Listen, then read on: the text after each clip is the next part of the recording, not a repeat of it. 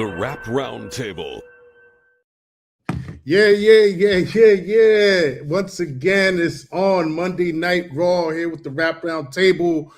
We got the homie Dini. We got the homie Macito in the building. We got yours truly, Sincere the Rap Snob. Jarvis, a little behind schedule. He's got a couple things to take care of, but he's going to pop in real soon. As always, apologies for the slight tardiness. Got a lot of things to deal with, families and jobs and whatnot. My apologies. Sometimes the schedule gets a little bit of haywire. I know how it goes. Hectic, man. But we always here for you. You know what I mean? Monday night, you know what it is. Fellas, there's a lot that's going on right now, man. The city is on fire. That's a lot going on, man. Talk to me, fellas. How we feeling? Matter of fact, talk to me, Deanie, because I know Mace. I'm waiting to hear from Dean too. Mace ain't really got much to say about the Knicks and being a Laker fan. You know how that goes. Now, to be clear, to be perfectly transparent, because y'all see me with the Knicks jersey on, right? Yes, sir. I would not call myself a Knicks fan. I would, as I've said in the past, I haven't followed basketball in like decades, right? Like follow. Me and Deanie was talking about this the other night for Game 5. But I got this jersey because this was a special edition. This 00.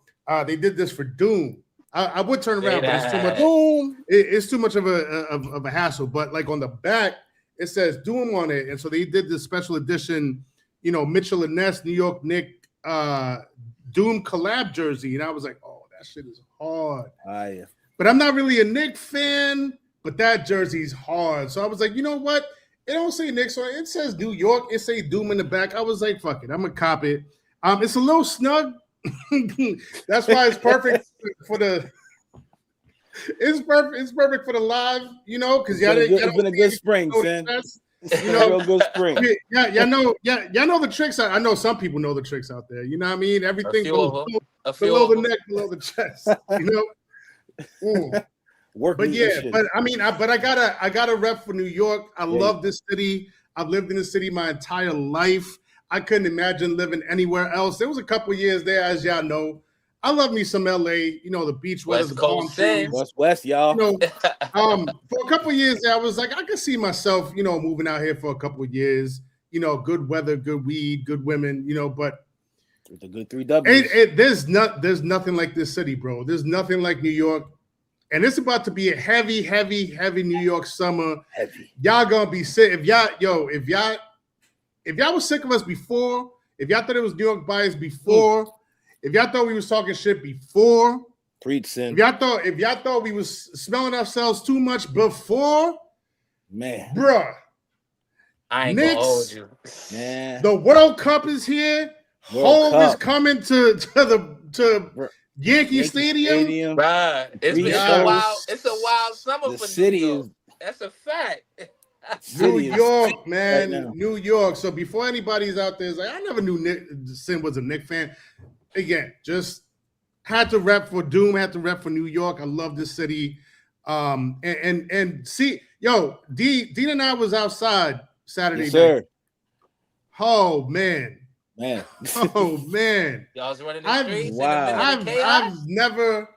I've never seen the city so alive, so chaotic, but crazy. There was so much beauty in the chaos. You know what I mean? And that encapsulates the city so perfectly.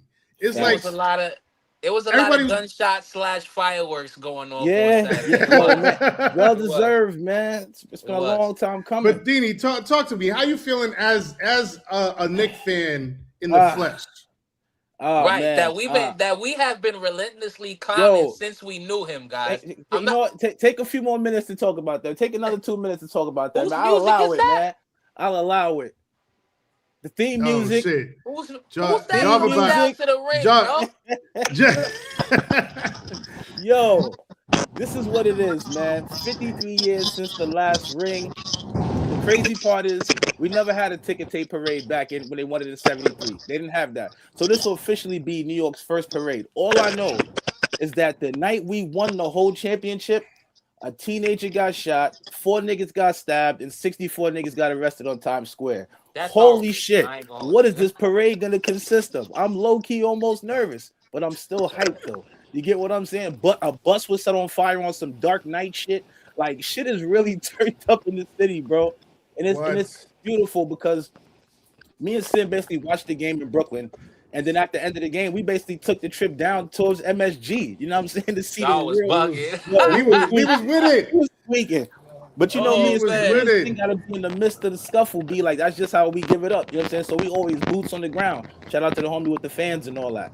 You know what I'm saying? So like we get off this, we on the train, bro. The whole train is smacked. Mind you, I don't think there's a soul. Sim might be the oldest nigga in the car, bro. No funny shit. You know what I'm saying? Niggas is banging on the train cars. Niggas is screaming. Niggas is singing Tony Bennett, like just movie shit, bro. Like iconic shit. The whole city, bro. Fireworks, gunshots. Like your worst enemy became your best friend. At least for this, at least to that parade, though. I don't know what's gonna happen after that. But as of right now, man, the city is in just such a beautiful blend, man. The whole show's coming. Summer's gonna be here. What, Monday, Sunday? You know what I'm saying? There's just a lot of immaculate shit going on right now in the town. You know, what was when y'all popped out? I know they was going crazy over Empire State of Mind. What was like the theme song? They was blasting that French and Max. Like a lot of Ja Rule, bro. Like Ja Rule went quadruple platinum in the last couple days. How does Ja Rule feel about this? Yo, that's the question I want to know. I want to see you the numbers guy. I want to see what the streams are looking like for. They said Jay had his strongest streaming day ever with Empire State of Mind, like the day after the Knicks. So you see what's going on, bro? Like, isn't the city a more beautiful place? Aren't people nicer, nigga? The bagels are fresher. You know what I'm saying? The chopped cheese is the chop better. Like the whole city is just in a more beautiful vibe, and I love it, bro. Like it's really crazy. Like I feel like I almost can't describe it. You gotta see it. I got wild footage that I'll probably send a job and maybe you can put it out for the people. But bro, like, hell yeah. I mean, the bro, the cops just like they basically have barricades from MSG making the people go downtown. Like they're trying to keep people from uptown. Somebody got stabbed up on the Deuce. Somebody got shot on the Deuce.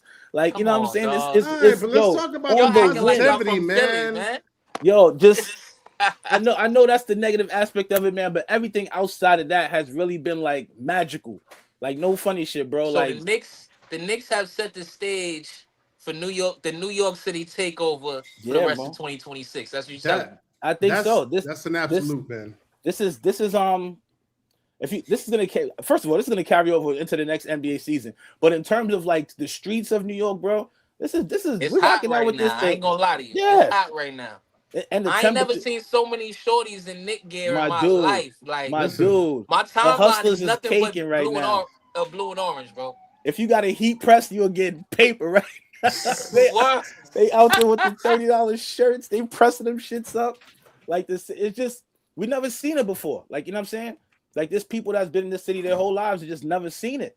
That's all of us. Was anybody born in 73? Nobody. What you mean, Nobody. But I'm talking about we were on a train car, bro. Like, Sin is a relatively young nigga, but the trains were just mad young people on the train. I ain't gonna lie, that train ride sounded like the Warriors. Bro, it felt like it was like 20. Bro, I felt like I was in a college class, bro. And I was an old nigga on the train. No funny shit. It was just mad young people. And we was like, yo, anybody alive on the train to see this shit? Nobody on the train was alive, bro. Like, hell no. Nobody born in 73 was on the train. The whole train. Listen, anybody, like, look, common sense would have told us to watch this game at home. You know? Like your boy. We're in, you know, for smart like years old. You know, chill at home with family. You know, sounds like my night. You know, like, you know, keep it light, keep it simple. But no, you know what I mean? Like there's something in us, and I think that's what the people see in us. You know what I mean? That everybody in the chat, all 25,000 subscribers of y'all, which let's not lose that plot. Plus, we hit 25K a couple days ago. Shouts to everybody, all the real humans that's out there that hit the subscribe button, that support us each and every Monday, and every time we have an in studio, and whenever we pop up with some news, some Kenny news, some Drake news, some Jay-Z news, some Nas news, That's whatever right, it is. 25K. We always got y'all. Yeah, and y'all see the dedication, y'all see the hard work, and y'all see most of all, I know y'all see the love and the care that we have for this shit. You know what I mean? For this culture. So this is just something that's embedded in us, man. We want to be outside. We want to see. We want to feel the city vibrating. Pause if applicable, but we want to feel the vibe. The good vibrations of the city when the city's up and when the city's happy. You know what I mean? City ain't always happy. Talk. So when we up, when there's good times, when we happy, we sure as hell have dealt with a lot of turmoil and bad times over the years, so we up right now and we're gonna turn up. We're gonna be in the street, we're gonna be outside, outside. We're gonna feel that frequency out there, man. All right, so we gave him enough New York bias. Let's get to the opening. Let's get to the opening. Yeah. Man. Let's talk about it, man. Sin, I'm waiting to hear from you about this, Sin. What do you mean? Listen, we got new tunes. New tunes. Real quick, also, but before we do get just real quick, before Game 5, Friday night, man, I felt like I was out all weekend, bro. Friday night, I was out in Queens. I went to go see Nas perform at for the World Cup, premiere event. Hell of a show as always. He brought AZ out. They did Life's a Bitch. They did Phone Tap. AZ did Sugar Hill. It was lit. Ooh. You know what I mean? Shouts to Coach and shouts to Mass Appeal. Salute to Coach. Happy born day, family. You know what I mean? For the hookup. I was able to be in the building. And anytime I get any chance I get to see Nas, I'm gonna be in the building. I was about to ask, Sin, is how have you been? If you kept count, I don't know if you might have lost count by now. How many times have you seen Nas live? There's no way I've been able to keep count to this point. Salute. I could probably tell you like I could tell you like Radio City, the free one in Central Park, MSG, Rock the Bells, MSG, also with Wu-Tang. Not to mention the little joints like when he was brought out by Wu-Tang, fucking Havoc and salute to the guy right. The 30th anniversary. Yeah, they brought Nas out. That's true too. Madison Square Garden, like this. I've seen Nas with you like maybe like 3 or 4 times. No funny shit. So I can imagine like in total, like through the course of your life, bro. Yeah, so. It's got to be like at least 10 times. You know what I mean? Yeah. And I could recall all the major ones, but I know I'd be forgetting a few here and there probably. It's been countless times. But yeah, man, that event was super dope. Again, shouts to Coach and Mass Appeal for allowing me to be in attendance that night. You know what I mean? And this is what I was forgetting. Shouts to Carlos. I ran into one of our viewers out there. He said his name was Carlos. Wanted to make sure that I give him a good shout out before we move on. You know what I mean? Real people, real humans. Mean face to face, boots on the ground, and all that. You know what I mean? All right, but let's get into the actual topics for tonight. You know what I mean? Some new tunes, specifically from one such Kendrick Lamar, but with a bit of a caveat, a little bit of an asterisk, right? It's new to us, right? But it's an old joint that just didn't see the light of day, right? The name of it is Boom, apparently, right? And it features J-Rock and Ray Vaughn, right? Yep. And it seems to have been the cutting room floor from the GNX sessions, you know what I mean? But, it's new tunes to us, so we're going to talk about it. Fellas, how we feel about this tune? I'm going to go to Mace first, just because I feel messy. I Going to OVO first? I really want to hear it. I'm shocked. Talk to us. I got it at like a 7, to be honest. It's definitely, it's not mid by any frame of the mind, but I wouldn't call it necessarily John Blaze either. I can understand, and I know I'm listening to a unmastered, the bells and whistles wasn't put into this. This is like somebody grabbed this off of somebody's hard drive. But I could see with the level that GNX was at, I could see why it was left on the cutting room floor.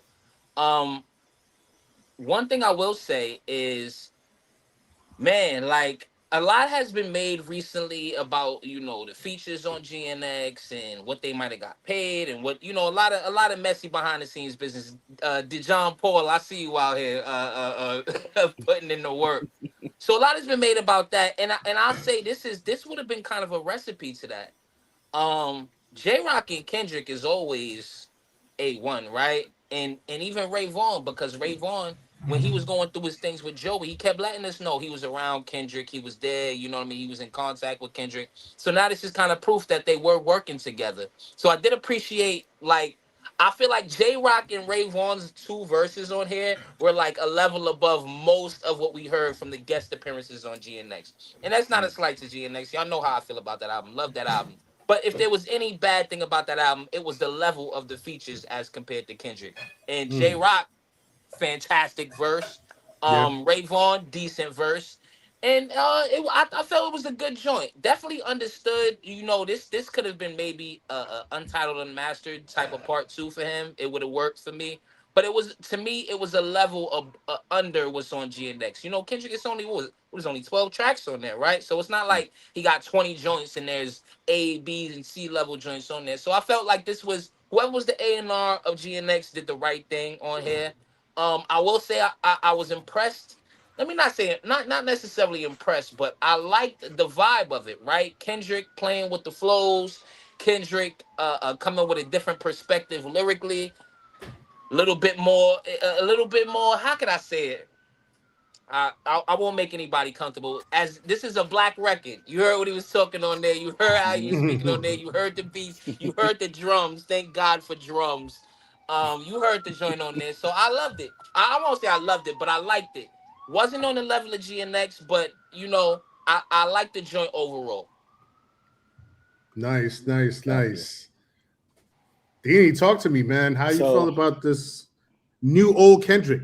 So I listened to it like 3 times, bro. Like when I say 3 times, I mean the first listen was kind of listened to 3 times, if that makes any sense. Like, I think Mason's being a little gracious. I completely understood why that shit was left off. You know what I'm saying? Like, it don't really even fit the aesthetics of the album. You go to hate, man. It's not hate. It's not hate. It's just not as strong as the other songs on GNX. That's not hate. It's a good album. You know what I'm saying? Your reputation precedes you, Deanie. You know how you really feel about Kendrick Lamar. Stop it. No, I honestly waited out in the rain for Kendrick Lamar. So wouldn't that make me? So wouldn't that make me super valid then? Niggas is arguing the validity. You heard? I was in the rain. Nah, we know your flip flop ways. You back in the OVO camp now, man. It's okay, bro. You back under the OVO umbrella, man. What's that shit? If y'all niggas know battle rap, where this nigga was like, he's perfect. You know what I'm saying? What's my Hollow the Dawn? You know what I'm saying? he can scratch the surface. He's perfect. That's like, we're not gonna do that, bro. You know what I'm saying? This was not one of his strongest outings. Shout out to my nigga J-Rock. Whenever J-Rock and Kendrick do collab, it is always a movie though. But this song just wasn't that. You know what I'm saying? One thing I walked away taking is, though I listened to it a bunch of times, I listened to it on like regular headphones. I feel like this song would just bump more like on a heavy speaker. I think the intensity of the song would just bump more in the heavy speaker. That's the one caveat I'll give it. When I listen to it outside, booming through the system, because there is a difference, y'all. Listening to this shit in your headphones is an experience. But like when the music is pumping through your chest, bro, like vibrating your chest pores, like the music, it just hits you different. So I just feel like I got to listen to it outside on a good speaker, a good crisp speaker, and see how I really feel about the record. As of right now in the headphones, it's cool. Like 6.5, 7 is cool with me, but it's a decent record. I'm not up in arms. I'm not up in arms. I'm not gonna lie. Yeah, I hate y'all, man. What? This record is incredible. Nah, I'm playing. I was about to say, Stin, come on, bro. Shit. This is that shit I heard all year. What are you talking about? Come on. You know, I'm a New York guy with a side of LA. You know, nah, I kind of tend to agree with the both of y'all. Probably more on Mace's side. You know, got little Cyclops and Ryu vibe going on here. You know, handshake real quick. Yes, sir. And agree every once in a while. Every once in a while, man. Every once in a while. Yeah, like for one, we have to be clear on like this is a leak of a track that did not make an album. So the level of completion of this song is, you know, anybody's guess, right? We don't know how finished this song was, and it does sound a little unpolished, a little unfinished. You know, some of the levels, like the Here Comes the Boom part sounds, you know, a little bit louder than some of the rest of the vocals, which sounded a little uneven. So, you know, when I go into hearing any Kendrick Lamar material, one of the things that's always going to shine through, regardless of whether you like the song, you think it's mid or you think it's trash, whatever the case may be, the sonics, the mixing, the mastering, it's all going to be on point. And it wasn't on point on this one, right? Because, you know, clearly it wasn't meant to be a finished product, or it wasn't put out as a finished product. So immediately a couple of points off. Might seem unfair because, again, it's a leak, but knowing what we all expect sonically, right? Not musically, not thematically, but sonically out of a Kendrick Lamar production, right? Or, you know, a song of his, we expect top tier sonics, and we didn't quite get that here, right? And the drums kind of sounded weak too. Like, I like the drum pattern. It was interesting because when I heard the drum pattern, it felt kind of like Afro beats, you know what I mean? But then it had the Here Comes the Boom, which is, you know, more reggae vibes, you know what I mean? So it was a very interesting combination of production genres and styles, you know. So it does, you know, it does beg the question, like, what would this have sounded like if it had been completed, you know, 100%? Like if the whole vision that had been put, you know, had come through to fruition. But that being said, J-Rock, man. J fucking Rock was that? J-Rock, is he living under a rock? Where is he at, bro? Facts. It's been since 2018 since we've had a J-Rock project. What is going on there? Because like, and one, we haven't heard J-Rock in a while, right? And so to hear this leak and hear how sharp he is, how in the pocket he is, you know, how just invigorated he sounds, hasn't lost a step, might have gained a step or two in this time, you know?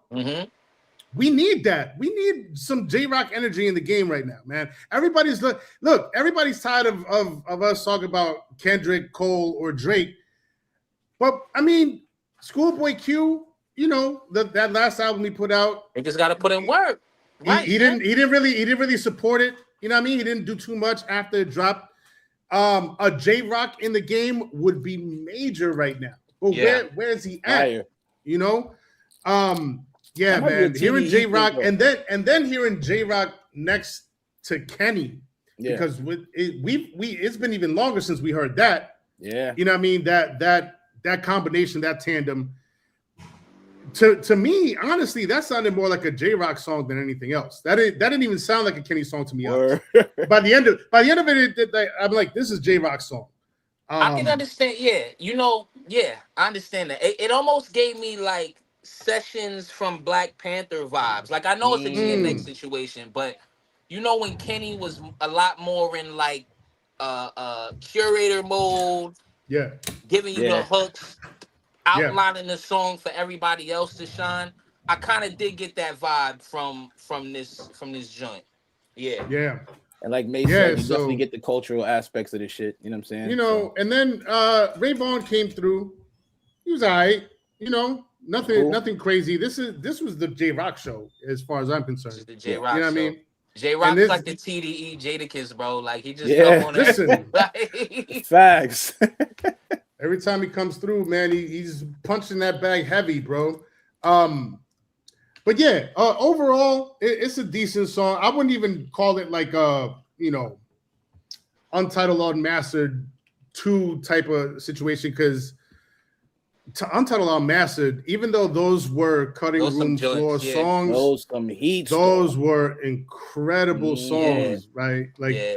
the way he was able to put, like, look, it makes absolute sense that I'm a Nas fan and a Kenny fan, because these two are probably some of the most overthinking motherfuckers in the world, leaving off incredible material off of their fucking albums and projects, bro, to the point where they could put out a Lost Tapes or an Untitled Unmastered, and you're listening and you're like, what the fuck were you thinking? Not putting this on nothing? Like, I get, like, look, like, I bet To Pimp a Butterfly, that's such an immaculately woven together album that I could see how something really, really great might have gotten left off just because it didn't quite fit in the flow of the album. But yeah, bro, I mean, it's like it could have gone. Some of these songs could have gone on Black Panther. Some of these songs could have gone. They could have gone somewhere. I don't know, man. But yeah, to have that level of talent and that level of expertise to where you can just leave songs off albums and then, like, just pick them up, throw them on their own separate project, and it still be fire front to back. That's amazing. So this song here, though, just to get back on topic, this song here is not that. I wouldn't listen to this song and be like, I wish this was on the project. This does actually sound like an unfinished leak to me. It sounds like something that they were recording and then halfway through was like, nah, I don't think this is really, the vision I had for it, like, it's not really hitting that target. So let's just, kind of scrap it and move on. So, to that end, give it a 6.5, little 7, light 7, somewhere in that range.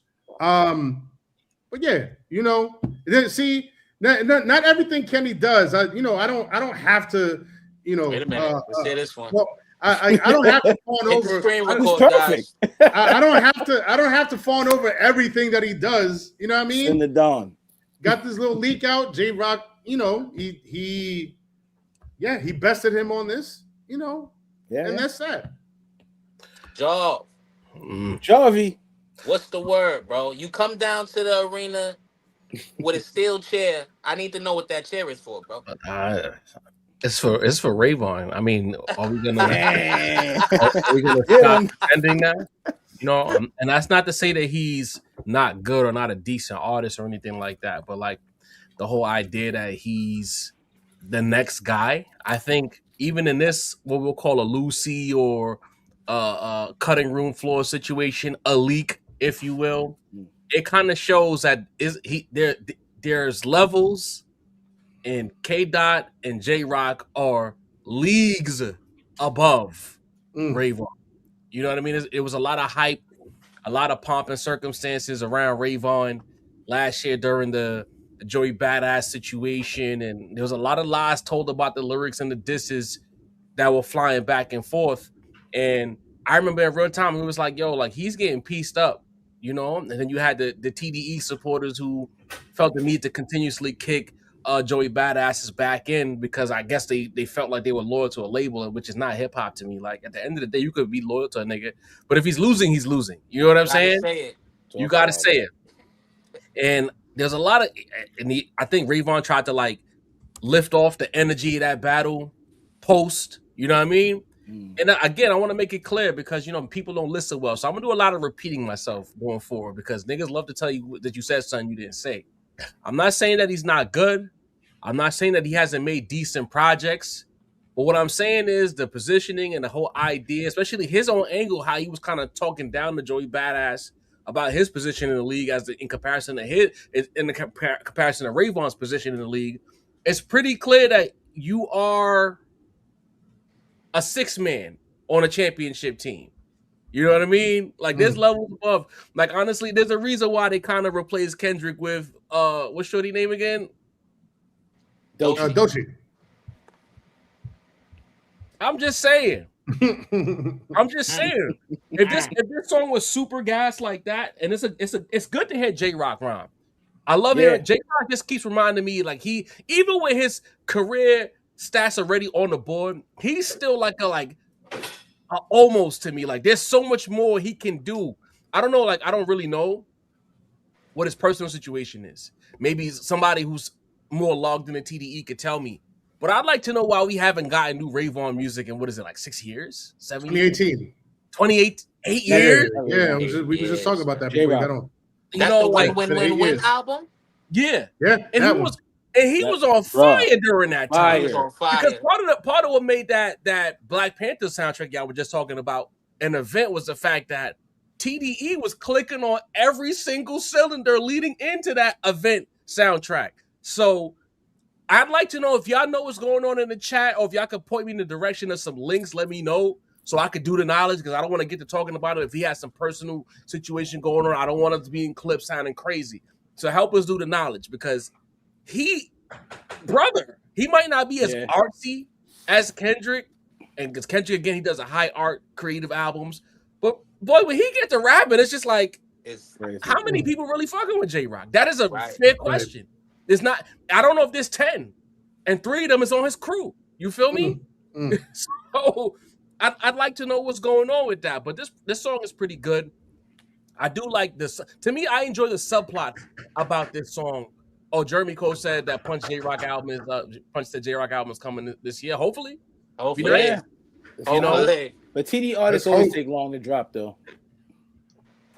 I mean, 8 years. I mean, Absol took forever. Even happened. The world ended in 2019. When from Blue Lips, what was the last album before Blue Lips? That was a big break too for Schoolboy, right? It wasn't 8 years, Deanie. It wasn't. But it was like what, 4 or 5 joints. They take big breaks over there. 8 years is 2 cycles of culture. Because I always look at Deanie shooting bail now. When it was Kenny that took a break. Hey man, I always say, but J-Rock was never the man, bro. You taking breaks when you're the man is different. It's not the same. This is why I know how you really feel about It wasn't the man. Come on, dude. Come on. When we mentioned the big 3, we mentioned J-Rock, bro. That's what we doing. We mentioned big 3s in hip hop. You killed Kendrick for weeks behind that 5 years. But because he was in position, he was the man at the time. He was in the top 3 niggas. Come on. It's 8 years though. That's a long time, nigga. A kid is not a kid anymore. That's 12 Santana levels. 2 high school cycles have passed through since his last album. 2 4-year cycles of high school. That's 2 coach, because the kids a lot of times generations dictate the lingo and like the social media shit and the slang and whatnot.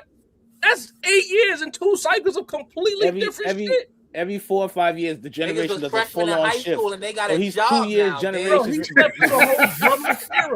Niggas is paying rent. They got a career now. Global pandemic. 45 became 47. We had a whole troublous era. We had the rap Star Wars. That's where we was at, man. What was that? What was that? PS what? 3? 4? PS3. Last time we was outside. PS4, nigga. Niggas was still playing 360. Shit. Yo. Not 360, bro. Niggas said 360. Shit, me. I might be dragging that last one, but still. 8 years is a motherfucker, though. You're right. Like, come on, bro. Shit. But the subplots are more interesting than the song to me. Like, hearing Kendrick, that just lets me know that we kind of speculated last in studio about, you know, people kind of using Kendrick really as like a literal boogeyman for the Iceman release. Is he coming back outside? He's laughing at the music, so on and so forth. Now this leak comes out in the midst of Iceman season. Then you got to wonder about J-Rock. Is J-Rock dropping? Jeremy Cole said that he is. Ravon finally getting a chance. Because these leagues don't have my accident. Ravon getting a chance in the big leagues against the heavyweights to see how he stands up, how he sticks out, and he didn't. He's, again, not whack. But again, there's levels. You know what I mean? It's like, put it this way. Matter of fact, so that we can understand, it's almost like you have the Griselda 3. You know, we know when Wes, Benny, and Khan get together, and sometimes even Stove. We know this is an event. You know what I mean? But then when you have Conway, Benny, and like Heem, there's a drop off. But Heem not whack, but Heem is not Benny or Conway. You know what I mean? I'm just saying there's a clear drop off in everything. The sliders aren't as high, and I think that this was a moment for him to show that his sliders are up, and I don't think he showed that. I could be wrong. I like the subplots more than the actual song. The song is, I'm gonna say, it's like a solid 6.5. I like the sample that they use and harkening back to a great moment in East Coast hip hop when DMX and Sean Paul got together during the Belly soundtrack. You had to be there to understand what that was doing in real time. You know what I mean? Mr. Vegas too. Mr. Vegas, how could I forget? Thank you, DB. You know what I'm saying? I like that. I like the beat. I like how kind of off kilter it sounds. But to me, hearing Rayvon next to these guys tells me that I don't know. He might be another reason. He's a tier below, not whack, but not super elite. You know what I mean? You got Frieza and the Ginyu Force and shit, and then you got the regular ass Frieza Force with niggas who can put hands on some niggas, but they can't put hands on everybody. The Bora. for the Dragon Ball nerds out there, that's a deep cut right there. You gotta be on it. You gotta be on it. Rayvon not the Ginyu Force, bro. Yeah. I like it. Captain Ginyu, nigga.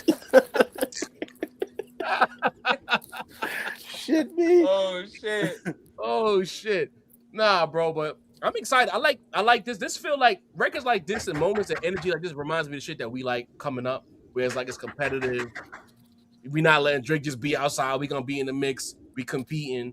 Guys are putting out music, freestyles on stages. Rap feels very competitive in a good way, not a cloudy way. Am I tripping and saying that, Sam? Nah, you're absolutely right.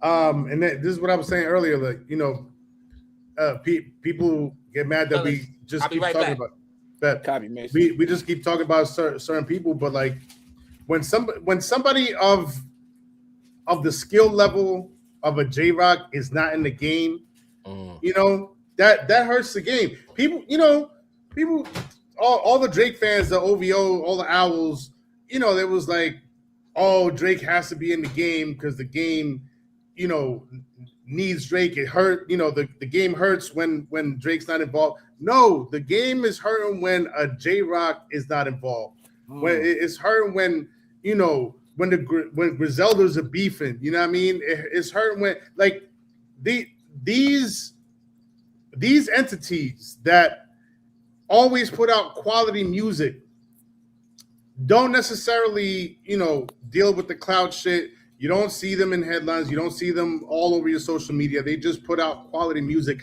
and they've made their names solely off of the quality music. That's the shit that we need. That's what the game needs. It needs motherfuckers like J-Rock. We had Nipsey, they took him out. We had Pop Smoke, they took him out. Like it's crazy. You know what I mean? Between motherfuckers that got took out, and I'm gonna take a little page off out of the Dini book, just real quick. I'm not gonna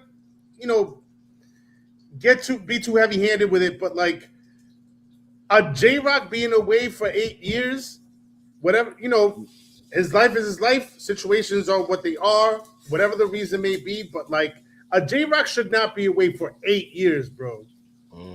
The game needs motorcycle artists like J-Rock, bro. In the chat, a motorcycle accident. So those near-death experiences will do that to you, bro. Yeah, ain't no installation with motorcycles. Once you off that bike at a certain speed, you're fucked, bro. You know what I mean? Fun but dangerous. Crazy. That's tough. That's crazy. Yeah, that's tough. So again, I'm not.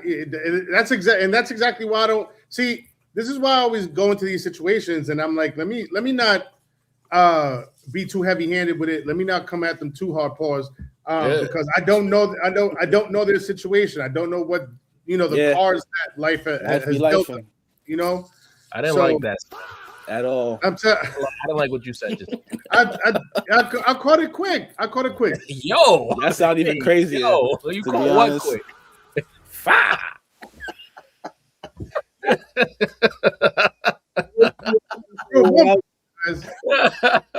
Man, West Side Get the Money says the motorcycle accident was before redemption. Says, now I don't know. Again, I need tangible info. I want to enlighten myself. Help me do the knowledge. Matter of fact, I'm gonna just Google it myself. Where the fuck is J Rock? What's been going on with Maybe punch him. Let's DM punch to see if he responds. You know what I'm saying? Maybe he'll give me the drop. Maybe they know something. Talk to Gemini some shit. But yeah, man. You know, I'm always on the side. I'm always on the side of the artist in these situations because in order to get good art, you need to let artists be human first. You know, and that's why I always side with them. But then again, 8 years is 8 years, man. That's a long fucking time for somebody of your caliber. That's talent, to not bless us with something, you know. Yeah, it's tough, bro. But you know what? Everything happens for a reason, and with TDE, they don't do things accidentally. So this just tells me that there's big plans for Rayvon, there's plans for J Rock and PG Lang TDE affiliate. You know what I mean? Kendrick Lamar will be dropping music this year. I'll put all three. I think they all drop albums this year. That's where I'm at now. I'm gonna put it on wax. I think all three of them are dropping this year. I feel Kenny coming. I feel Kenny's coming back with some music again this year. Bro, I feel a mute. You know what? I'm gonna mute myself. Fuck it. Yeah. Yo. What? Yo. Hey, yo. You know that was crazy. Nah, come back, Sid. Come back. Yo, we didn't get to chop it up with you during the in studio about this. You know, we were recklessly speculating about like where we think Kendrick's gonna go creatively with his next project, whatever that might be. So I was on the record of saying that I think he's gonna blend worlds with a GNX Damish kind of situation. He's gonna stay on heavy West, and this is his new normal. Deanie was like, you know what I mean?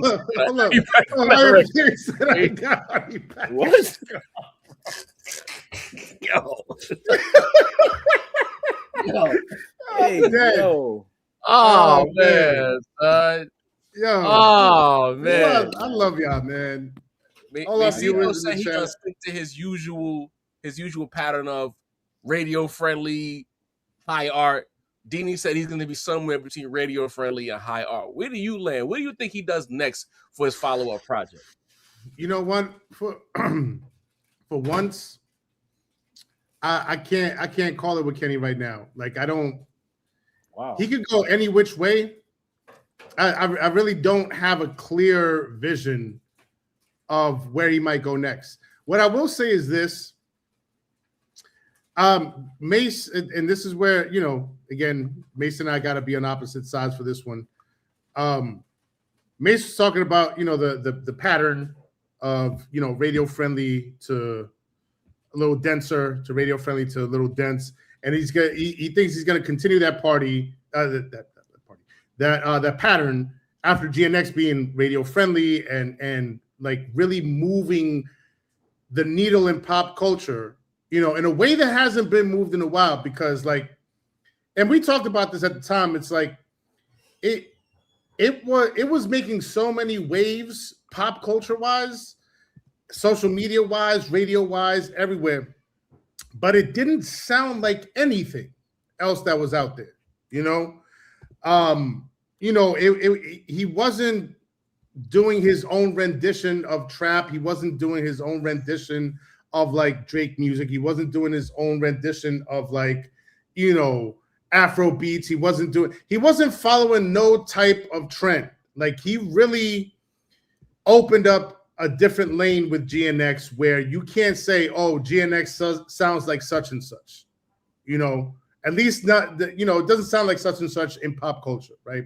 Yeah. I think that's what he's going to focus on moving forward. I don't think he's going to continue in that same pattern of radio to dense, right? Because for one, all patterns are meant to be broken. Not everybody, nobody's going to continue the same pattern forever, right?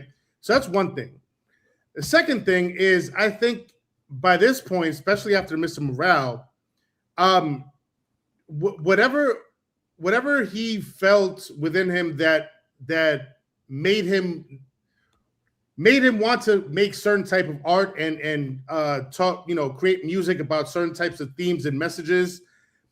I think he's beyond that. I think Mr. Morale kind of put a bow on that for him.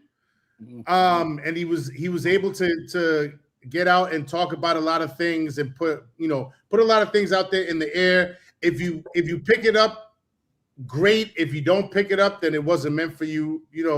I think he put a bow on that era of his music career, and from now on, I think he's gonna try to find new inventive ways of creating music that is going to, again, move the needle in pop culture. Right? It's not just gonna be for the sake of, let me get off this high art. Let me get off, these messages and these themes, and let me talk about these things that nobody's ever talked about, which was all great. I, preaches to the choir. I loved all of that stuff, but I think he's past that stage. I think he's put a bow on that, and from now on, he's going to make music that feels fresh, but does not follow any pre-paved lane.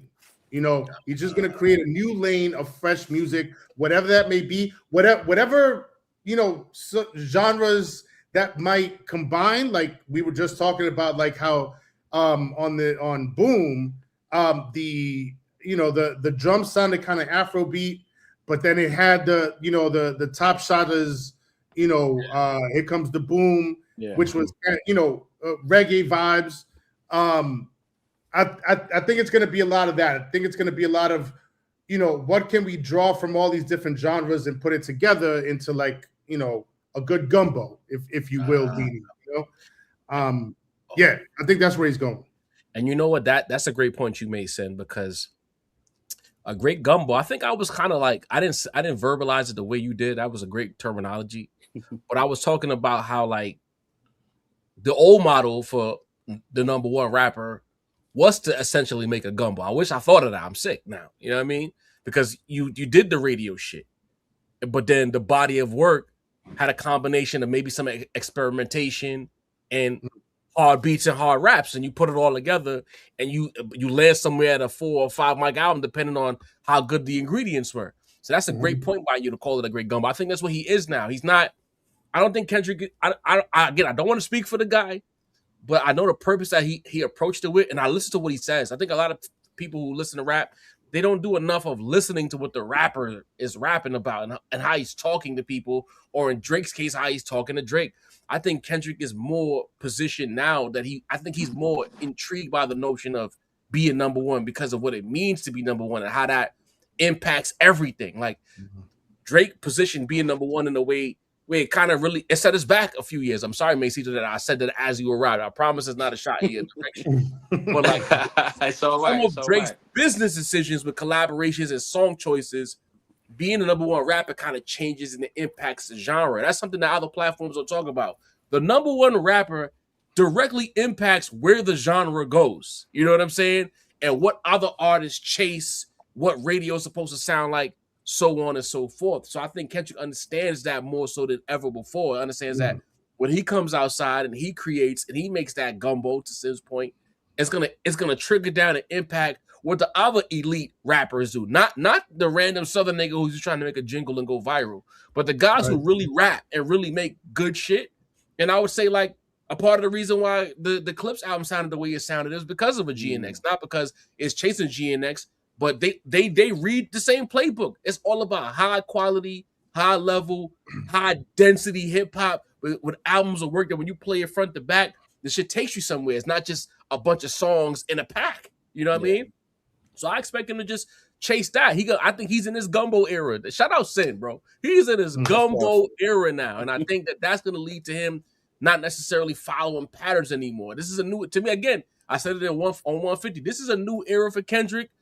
Coined by Sin, the gumbo era, and you're gonna get some good shit behind that. I'm excited. You know what I mean? Yeah.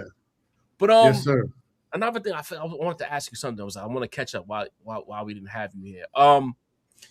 Do we need to listen to this Vince Staples album? Everybody's in the chat talking about Vince Staples and this project. but I'm hearing mixed reviews about. Is it a rap album? I'm hearing some people saying it's some kind of like off kilter shit.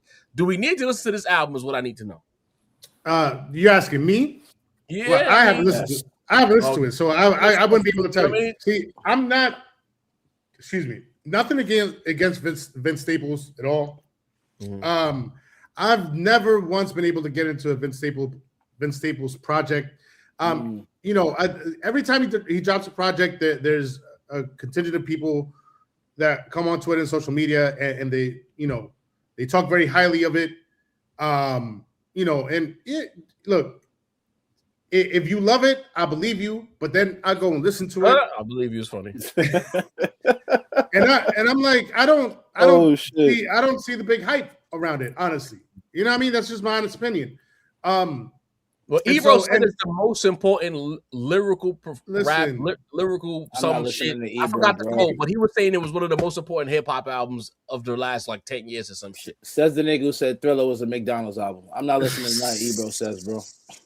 Nothing. Ebro, look, man, Ebro is in a very special situation where his cultural cachet is at an all-time low, and so damn, and so he needs to say whatever he needs to say to try to, you know, garner some attention. I don't know. He might, again, look, if you love it, I believe you. You know, but if you like it, I love it. I don't hear that shit nowhere, right? But I don't hear his music anywhere, to be honest. But I mean, you know, the most important. I'd have to listen to it. I can't judge it without listening to it. But I have heard people saying that it's kind of an alternative hip hop album. Yeah, alternative rap. Like there's some rock influences in there. That's it. I have to listen to it. I don't want to judge it without listening to it. But them rock rap albums to me don't often land. You know what I mean? Shouts to Limp Bizkit, shouts to Kid Rock, shouts to Facts. You know, shout out Rage Against the Corn. What about Corn? You know, Corn. Shouts to Corn. I'm not. I mean, I have a Corn fan in the house right now, so I don't want to stand the Corn too much. Honestly, they might come after me, but I got Rage Against the Machine above all them niggas. I'm sorry. Rage Against the Machine, I can fuck with that. You know what I mean? I'm not mad at that, dog. Linkin Park was kind of corny. Linkin Park was fire, bro. They were all right. They were a little, you know. We're Hove. It was a little too polished for me. It was a little too polished. Like, too, son? Listen, I'm a snob everywhere I go, man. You know what I mean? You know, like we don't like the gimmicky stuff. You know what I mean? But anyway, y'all stop what y'all doing. Hit the like button. Yeah. Run those likes up. Sincere mentioned it earlier when I accidentally popped in trying to fix the technical aesthetic that you guys see and shit. Over 25,000 subscribers now, huh? Broke through. And counting because it's still going up as we speak. Right. You know what I'm saying? When we broke through, he finally got to that keynote moment. Now we're on the road to 30K. You know what I mean? You know, I understand that we are not for everyone. We're not part of the groupthink wave. We're not chasing any particular fan base. So it's hard to love us. But nevertheless, subscribe. You know, I'm so focused hating saying this bots. You know, shit. If we were gonna buy it, we would have bought it to 100K a year ago, nigga. A minute ago. That's crazy. Back when they was making discords about it. Bought it to 30K and then bought it when we ran up in their chat and blew it up. You know what I'm saying? We would have gone from like 2,000 to 25 like the other guys over there. You know what I mean? Overnight. 300 every 3 days. 6,000 niggas every night. Like, come on, man. Every 3 days. We would have been cheating the whole time. I'm so focused. We know you joking, bro. You a regular in here. We know you. You know what I mean? That's why we entertain the bullshit. But 25,000 subs on our way to 30, trying to be the closest thing to Rap City. You know what I'm saying? Mike H said found you guys at 3K. Mike H ain't been running this marathon with us. Shout out Mike H. Man. Mike H been around. Mike H. Salute, my boy. You know what I mean? LP here to hate. You know what I mean? LP is my dog. LP, what up, nigga? You know what I mean? You know why I fuck with LP? because LP used to be the only person clowning me, and then when everybody started calling me an OV hole, LP stopped. You know what I'm saying? He doesn't follow the crowd. You feel me? Facts. LP saw the bullshit across the street a long time ago too. Yeah, Let's man. not leave that out. He peeped the bullshit Salute. from way out. But yeah, man, Facts. 25,000 subs. Hold on. I gotta correct you because it's not even across the street no more. It's like downtown. I'm telling you, peace. I told you I'm peace. They're not across the street. It's a different zip code. Galaxy. Yeah, we're in a different zip code now. You know what I mean? They tried to bring us back to the projects earlier this year, but we ain't fall for it. You know what I mean? They try to knight you niggas. They tried to knight us, said we owe some bread. You heard? And he's like, nah, we paid our rent. We paid our rent and we left. You know what I'm saying? We didn't work no extra overtime either. We kept the monies right so that our rent wouldn't go up, nigga. Like, leave us alone, you know what I'm saying? But we over here now. I'm excited at that number because again, it's all earnest hard work. We not grifted. We not chasing fan bases. We just want people that fuck with us. That's really it. That's all we ever wanted was niggas to fuck with us, and we fuck with them the same way. You heard?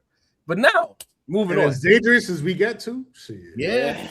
I mean, we lost like 70 subscribers in a week. You know what I mean? Last week, and made back like 300. That's how I know.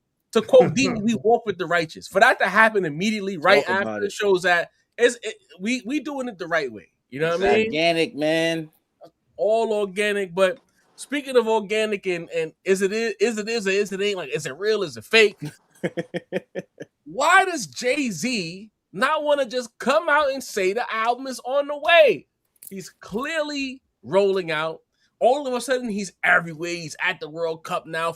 New hair every trip. At the finals, the hair is good. Maybe it's shrinkage because it is humid, but it's new hair everywhere and all of that. At this point, my brother, tell us you rolling out. Give us an album date. Like, we waiting on it. Diddy the Palace. Why won't this man just tell us he's rolling out? What is he holding out for?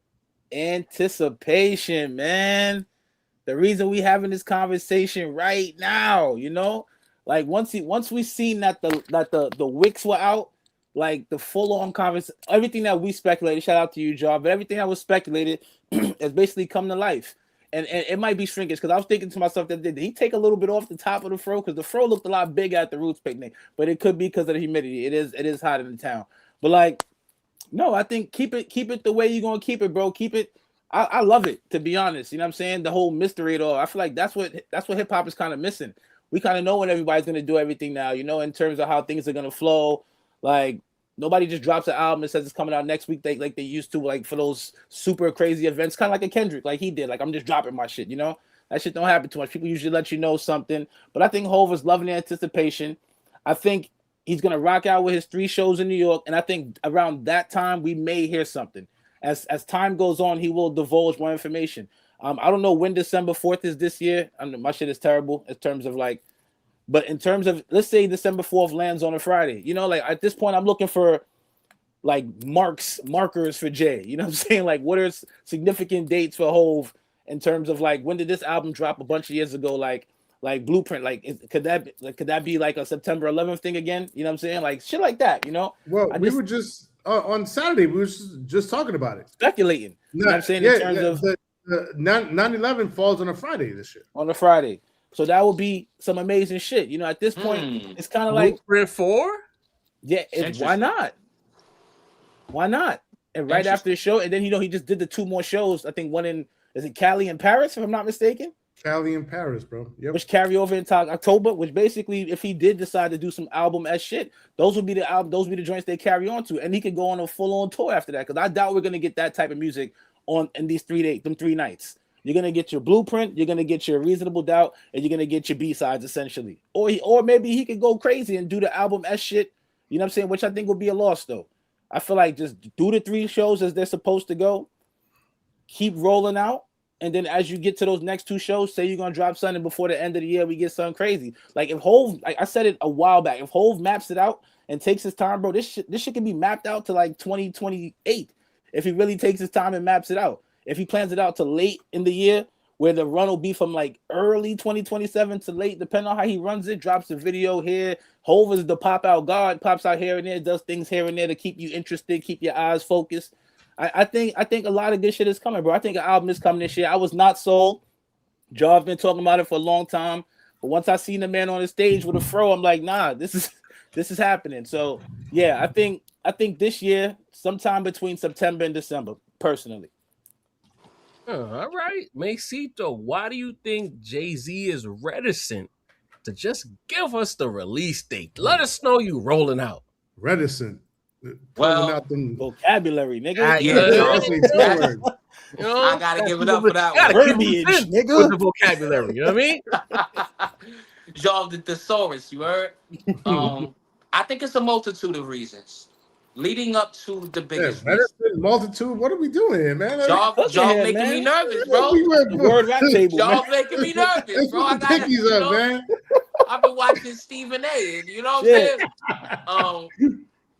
But I think it's a few, right? I think one of the reasons is that Jay is still from the old school, right? So he's not gonna let you know all his moves. It's the same thing with how you would see him move on social media, right? You don't know where Jay is at every day. You don't know what he's doing every day. You don't know, you know what I mean, what he ate for breakfast. Like, so I think Jay still maintains some of that aura, some of that mystery that artists of a previous era kind of retain.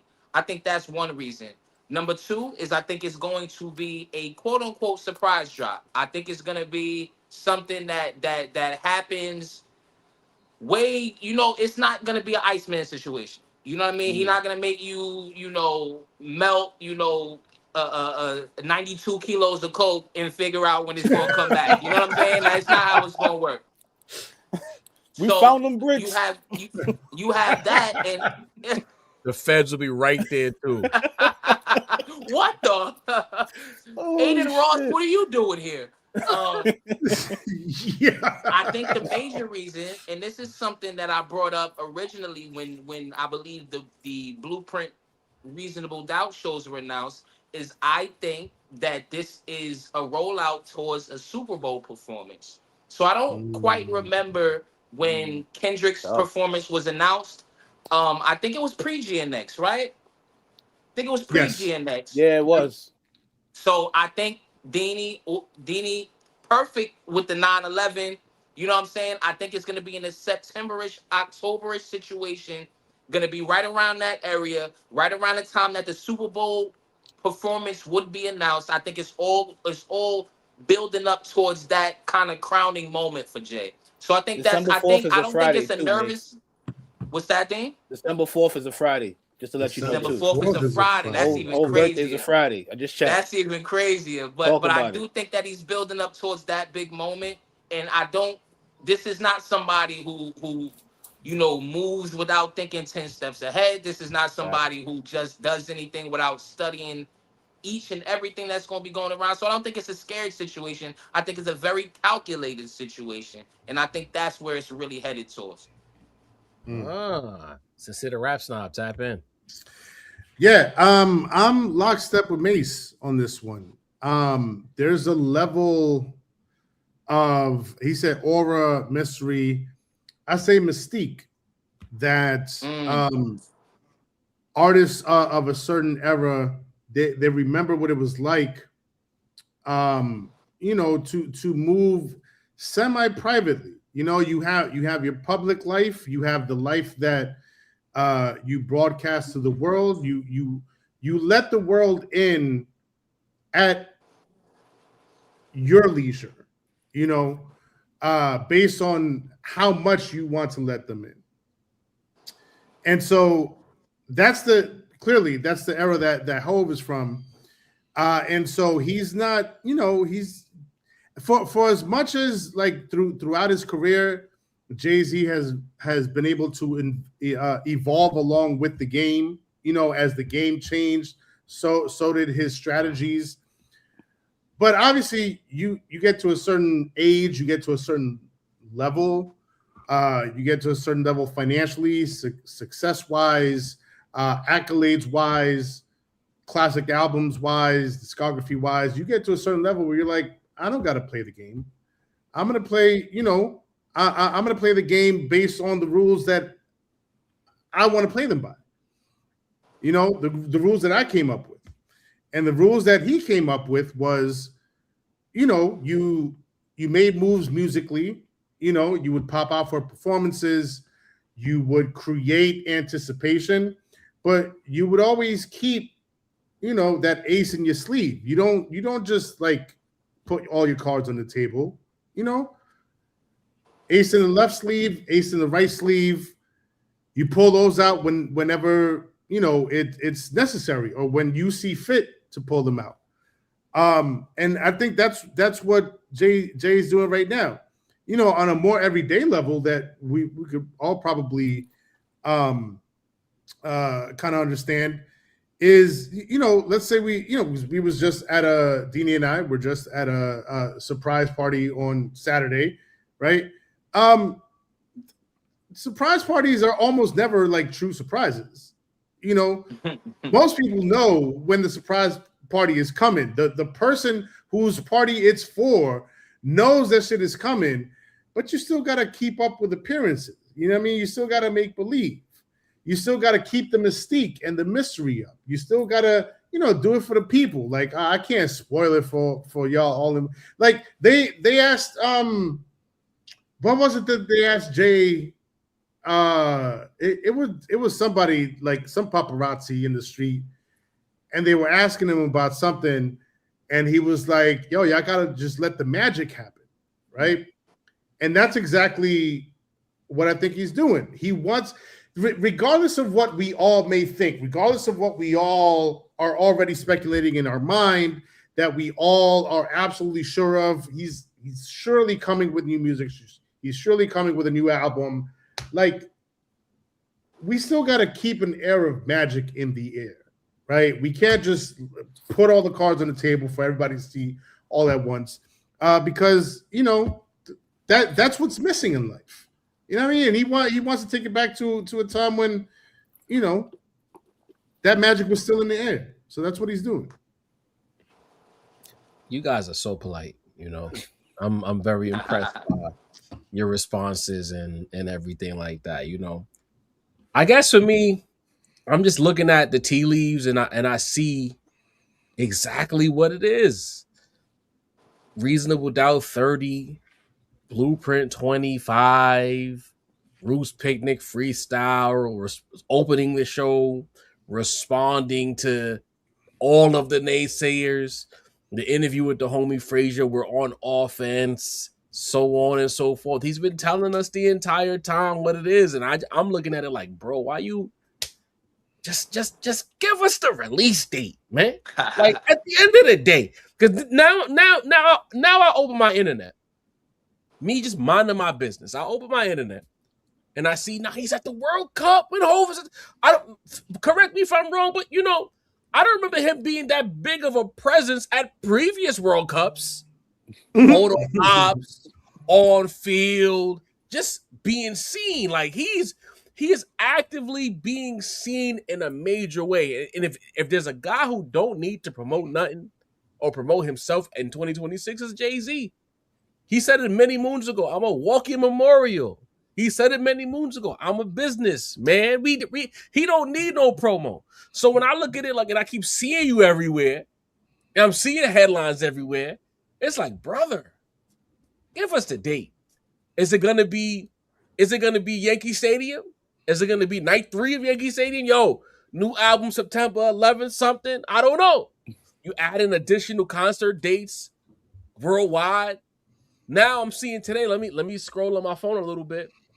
I see here Jay-Z's Marcy Penn Capital partners looking to buy a stake in Fenty Beauty. Basically, the 50% stake owned, I forget who owns it. I'll get to that in a second. Let me do the knowledge because niggas be judging us and shit, right? LVMH's 50% stake in Fenty. He's in That's talk. Louis, right? Yeah. Yeah. Mm-hmm. Yeah. I think it's in Moet too, I think, or something like that. Correct. Yeah. Correct. Louis, I think Hennessy's part of that as well. Yeah, you know what I mean? So he's trying to buy that. Now, this is coming out in the news. It's just a lot of Jay-Z news, to Big quote money. Jay-Z himself. What is this, Jay-Z news? Apparently. You know what I mean? So when I see this shit, and that's great for Riri to keep it all in-house, going back to Drake of it all, like, let's keep all of the business in-house. You're still a boss. You're still a billionaire. But we don't let them people over there, to quote Sin, have their hands in the money. You know, that's a big deal. You know, so I'm looking at it like, bro, why are you playing in my face now? At this point, we know the music is on. There's a video where he's outside the garden. One of the fans is like, Hovey's home. Mad niggas is talking. But Hovey rolled the window down until the fan said Hovey's home. And he was like, yeah, that right there. Brother, that part. What's the date? Let us start to anticipate easily one of the biggest releases of the year. I think if Jay announces the date now, he immediately supplants Iceman as the biggest release of the year, in my opinion. I think the stakes increase. It went from Cole to Drake. Whoever announces next, whether it's Kendrick or Hove, that immediately becomes the biggest release of the year. Just give us a day. Like, why are you playing coy? Because you're never outside like this. The most outside we seen Hove like this was when he was overseas during Hip Hop 50 with his wife while Blue was you know what I mean? Tour. Yeah. You feel me? And everybody was mad they was being a good dad. Yeah. Oh, big tour. Nas is here. Why is Jay-Z being a good dad? You know what I mean? Like, I ain't forgetting. Why Jay-Z being a good dad is crazy. Jay-Z not abscond away from his family to go do hip-hop while his daughter's on stage for the first time during a world tour. Yeah, that was a huge tour. Come on, man. Yeah. Just give us the date. That's all I'm asking for at this point. We all know what's going on. At this point, I'm going to put it on wax. If Hove don't have an album, it'll be a great disappointment. True. I would be Blue would have upset. had other. Hold on. Blue would have had other performances. There's only one 50th anniversary of hip hop. Yeah, but it's only one first-time Blue performance. Yeah, she would have had other performances. This ain't the living room. It's the same thing. You a dad. You a dad, man. It was the first one. It probably wasn't the best one. He would have been there for the best one. You gotta be there, Sin. Dad moment. You know how it goes. Yo, it's about to be Father's Day. Don't get a shot, Sin. You ain't going to the. He should have done something. Probably missed a step or two. You know, the father's gonna be like, see that? You know That's why we can't have nothing. I'm not mad about it, but even in real time, we all said he should have did something. He should have did something. Just a pop out somewhere. Man. Or 2 hours. Black man supporting his family. You know what I mean? Shout out to Jay-Z. I'm wearing the cape. His mother was there too. Now you trying to pull a nigga from wife and moms? I gotta disagree with Ja real quick. Because look, in our minds, we know it's on the way, right? Yeah. But that's the thing. The moment it's announced, it's like, all right, here's the clock now. Here's the countdown, and that's all we're gonna do. You know, doomsday clock. Let him go through the steps of whatever he's planning in his mind. And this is where, and I'm mad. I'm pulling the Jay-Z fan card now because it's like, whatever he has planned, I want to see it.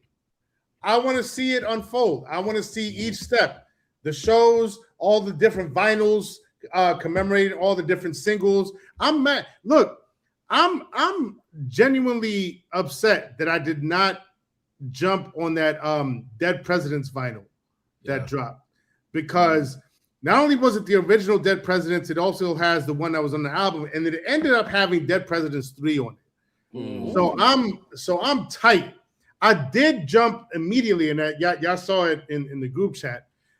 The moment he dropped Reasonable Doubt on vinyl, cop, the easiest cop in the world, man. And he did that immediately after. I was just telling y'all, Reasonable Doubt is a perfect album, front to back. So all of these different moves that he's making to, like, you know, just get the culture invigorated. You know what I mean? It's not cloudy shit. It's not like, you know, let me jump on let me go on Jimmy Kimmel or whatever, or let me go over here where the culture is not. He's like literally making cultural moves. He like all of this classic music that he's put out. He's like, let me put that on vinyl. I know the people is like, you know, they feeling the vinyl the vinyl trend now. Let me put that out. Have it as physical media, because that's another thing that we need to go back to. And celebrate the music, you know, and just celebrate the discography and the history of what he's done musically and culturally. I like that. I like that hype and anticipation that he's building up. The moment he actually drops a release date, it's like, all right, I guess that's what it was all for, and it kind of just like deadens the magic of it all. So now you're not gonna be hyped for the album? No, I gotta jump in now too. That's not what the nigga said. I'm gonna be hyped for the album. I'm just saying, like, right. I want good job, focus. Dini and I were talking on Saturday, right? September 11th, 30th, official 30th anniversary of Blueprint. Yep. That falls on a Friday. But now that I find out that his birthday, December 4th, is also on a Friday, and he has a show, what are they? October, November? Or September, October, some shit like September, October. Yeah. Right? Now I'm thinking, all right, December 4th, that's the perfect day. Drop the album on his birthday. Oh. That's a long way after doing all them summertime. That's a long time. It's a long time, but it's but he's going to keep you locked in because next month is the 3 shows. 2 months after that is the next show. Then the next show comes. If it hits December and he hasn't announced anything, wouldn't you be a little nervous at that point? Nah. Because look, I think Hov dropped the third quarter, bro. It could be September. September 11th. It's between them two. I think it's third quarter. But the summer's always been a whole thing. That's why I feel like the summer will be a perfect time because he's always been the summer nigga. So right now will be album-wise, it's fourth quarter kind of guy. He been a fourth quarter nigga. Yeah. Here's the thing: you got to think like a maniac. You got to think like when you think up of a perfect plan and you put together all the steps leading up to that plan, regardless of what the outside world and all the chatter is around you, you can't deviate from that plan. You gotta, stick to it. So if in his artistic / maniac mind, he says, December 4th, my birthday falls on a Friday. I'm gonna drop the album that day. And now he works backwards from there. It's like show in Yankee Stadium, 3 shows in Yankee Stadium, show in LA, show in Paris, all these vinyls coming out. Like, if he's already drawn out this entire path to whenever he's dropping the album, let that shit play out. And we're going to keep seeing it. And in our minds, we already know something is coming. The album is coming. Just let it drop when it drops. And if it drops in December, it carries nicely into 2027, bro. And he still gets the Grammy accredited shit if he drops. You know what I'm saying? It just works better. And then he clears a lot of people out of his way. Because I feel like once Hov drops, a lot of little niggas will pop. I want to drop too. Whether it's a week or before. Obviously, they're not going to do it. But it's going to be little things that just try to take away from the validity of the whole thing going on. You get what I'm saying? Next, 50 niggas say, I'm going to drop my album the week before Hov's or some shit like that. You don't want nothing in the way. You just want a clear path, bro. I'm sorry. Jay I just gotta correct myself. No, I gotta correct myself because I keep saying 30 years in my head. 25 years. 25 years. I fucked that up too when you said my fault. Yeah. The thing about Jay is we can't think of him like we think of the rest of the game, right? Because Jay is a player, he's a coach, and he's an owner, right? So if Kendrick is dropping this year, Jay already knows. Scary Hours 4 is dropping. Jay already knows. He knows the whole outline of the game. So if Jay's not announcing now, I feel I give him the credit of knowing exactly why. Like, I just defer to him in that way because of who he is. You feel what I'm saying? So I feel like it's obvious it's dropping. He has to drop this year. Jog, you right. If he doesn't drop, it will be a huge disappointment to the entirety of hip hop if he doesn't drop. But I don't know. Maybe I'm deferring too much. Maybe I'm being, a sideways Hovenger. But I just believe that he really just knows exactly when every move is supposed to be made. Well, while you guys were chopping it, I just did a quick solo album search. And with the exception of 444, Hov has always dropped either third or fourth quarter. All of his solos, all of his solo bodies of work are third or fourth quarter releases. Yeah. With the exception of 444. And even in that case, 444 dropped on June 30th, which was the end of the second quarter. Yeah. So technically, you can argue that it's a third quarter. A lot of his matriculation took place in the third and fourth quarter. So That he's used to always be a his third, thing, the fourth fourth quarter guy. Mm-hmm. You know what I mean? So I think this year, just the way things is lining up with the shows and the timing of it all and the energy surrounding it, I think the album drops early to mid third quarter. Super Bowl announcement hits early to mid fourth quarter. That's my bold prediction for the situation. It all ends with the Super Bowl top of 2027 to Deanie's point, where that's the cherry on top of his whole catalog. You know what I mean? Because all the streams get the boost on the back end of that. You know what I'm saying? And I'm that's gonna flip really it around. I the think GOAT run right there. If he drop a classic into the Super you Bowl go. and says, "Yo, this is my final album ever," that's Jordan 98, bro. Yeah, final shot. I'm gonna flip it around. I think if he does the Super Bowl, that's gonna come first. Album announcement comes to. I think he's gonna do it the way Kendrick did. I see that. Only because you said do it the way Kendrick did, he would do it the opposite just to evade the social media. Yeah. To be honest, let's be real here. Real quick though, before we move on, I got a gripe about Hov. I just got one minor gripe. It's important to me that I get this gripe off though, because it's my favorite guy. I love Hov. I know that. But I'm tired of seeing these videos of him going places and then it's like 10 niggas with vinyls pulling up for him to sign it. How do they know he's there? How do they know that? One of the most secret guys in the league, but when you go to certain places, it just be 8-10 niggas with Jay-Z vinyls just dying to be signed. Waiting out there. Just come waiting. on, bro. I'm it's sorry. Show business, y'all. It's show business, bro. I'm over it. I'm sorry. I'm over it. Shake hands and kiss babies, man. You know, I'm over it, bro. I'm tired of seeing it. At the first couple of times, I'm like, this is fire. But then once I put on my Logic glasses, I'm like, wait a minute. How do they know he's there? Niggas just walking around with Jay-Z vinyls? Ready to go. Just on the off chance that they might Jay-Z is that. Crazy. As a fan, I can speak to it. If a hater did this, I'm going to defend him. But as a fan, I can speak to it. Like this ain't it, Jigga. You know what I mean? Let's wrap this up.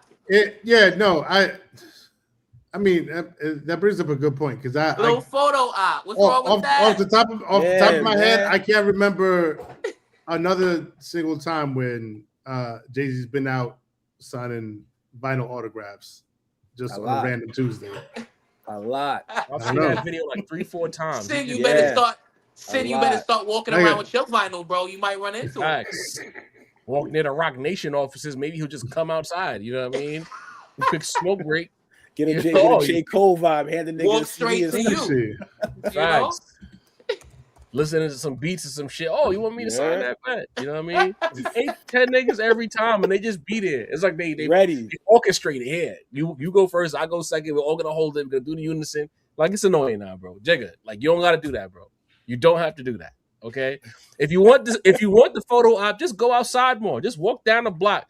Walk down over by like Columbus Circle where it's kind of safe. You don't gotta, you know what I mean? That's you be all right over there. We don't populate Columbus Circle like that. Go to one of them areas, just be Jay-Z outside, and you'll get the same energy, bro. That's all. That's all I'm saying.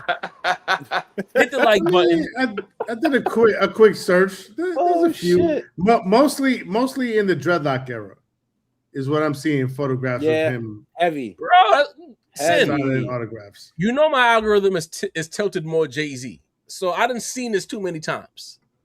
He comes out somewhere and they all have like it's not an announced visit unless they just know where the Rock Nation office is and they just hope they catch him coming out. That's the only bail I'm gonna shoot to this. Because there is a Rock Nation office in Manhattan. We know that. So maybe they just be there, hoping he come outside, go to the vehicle, he'll sign some shit. It used to be like that back in the days. Like there do be different levels of maniac. Like, you know, but Hov always walk out the look like the car's not there. Like Hov, the car's not there for Hov. It's certainly a sham. Jarvis, right? But it's the same game everybody else is playing. Everybody, bro. Kanye West used to do the same thing, bro. Absolutely. Used to walk out of spots, call the paparazzi. Remember that shit when he crashed into the pole that was right in front of him, type shit. That's just how celebrities do, bro. That's a play right out of Kim's book. Yeah, Kardashian. Like, there you go. she used to call people. I seen Doechii doing it a few times last year. I ain't Headlines, bro. Keeps your name in the news. Wow, careful. Paris You know how Hilton Steph feel back in the about day. True. Let Stay me out watch of there. it. Get out of Let me there. watch it. TDE sin. Don't talk about the golden child like that now. Uh-oh. All the paparazzi. Doge. Big Doge. You know what I mean? Big Doge, Not the hottest in the little game. one. You know, not the little one. When I that- mean,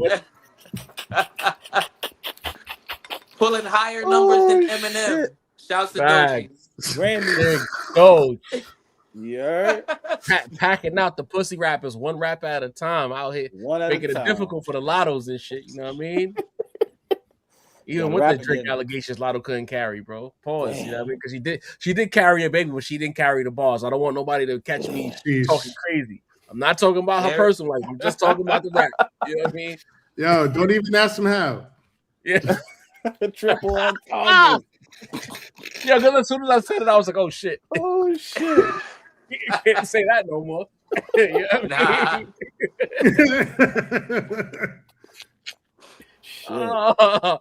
Yo, hit the like button, Yes, sir. hit the subscribe option, hit the notification bell, log in to All Things Rap Roundtable. Subscribe. We're trying to get to 30K now. We are past the 25K threshold. We are marching to 30,000 subscribers, but we cannot do it without y'all. Stop gatekeeping them subs. It's like 30 to 35% of y'all who not subscribe, but y'all watch everything. Just subscribe. We're in your algorithm already anyway. So just do that for us. You know what I'm saying? Lock in.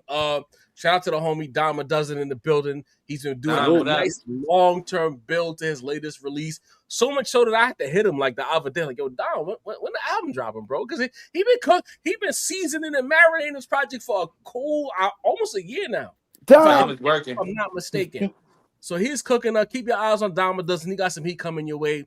Single is out. Log in to All Things Dom a Dozen. Before we get up out of here, we got to log in some Griselda news, though. You know, first of all, we see the other day that Benny the Butcher popped out on stage with West Side Gun. You know, we talked about it a couple weeks ago, like maybe or last week even. Maybe this whole thing is a work. Maybe they're just trying to build up some anticipation, so on and so forth, because the timing of West Side and Benny getting on stage together, coming off the week that they had, where we did a lot of speculating and a lot of Griselda fans getting mad at us for speculating what's going on with the collective. But I'll be that guy. I'll say it. I'll take the bullets. Yeah, Benny popped out with West Side, but there was never any questions about Benny and West Side's relationship. Conway has always been the outlier in this situation, and there was no Conway on stage with Benny and West Side Gun. So since they're the reps now, did that performance over the weekend quell your concerns about what Griselda's future current is, or Griselda's current and what Griselda's future is going to be? I'll be honest, maybe a little bit, just because like it has felt very splintered for quite some time, even with Benny. You know what I mean? Benny the Butcher has his social media, Twitter presence. He always has like certain things to say, very cryptic tweets, usually in the form of, you know, woe is me, like the game's not fair, like, you know, people not giving me the credit that I deserve, so on and so forth. And it's you know, there's never any like actual name on the address, right? Shouts to Leroy. Leroy, put an there's address no on actual that. name on the address, but Leroy. but it always feels like, all right, like it's kind of half at the industry, but also half at like, you know, his situation with Griselda. It's just always kind of felt that way, right? So to that end, seeing Westside and Benny on stage together, I'm here for it. You know, I think it's a good thing to see. I think, you know, the brotherhood.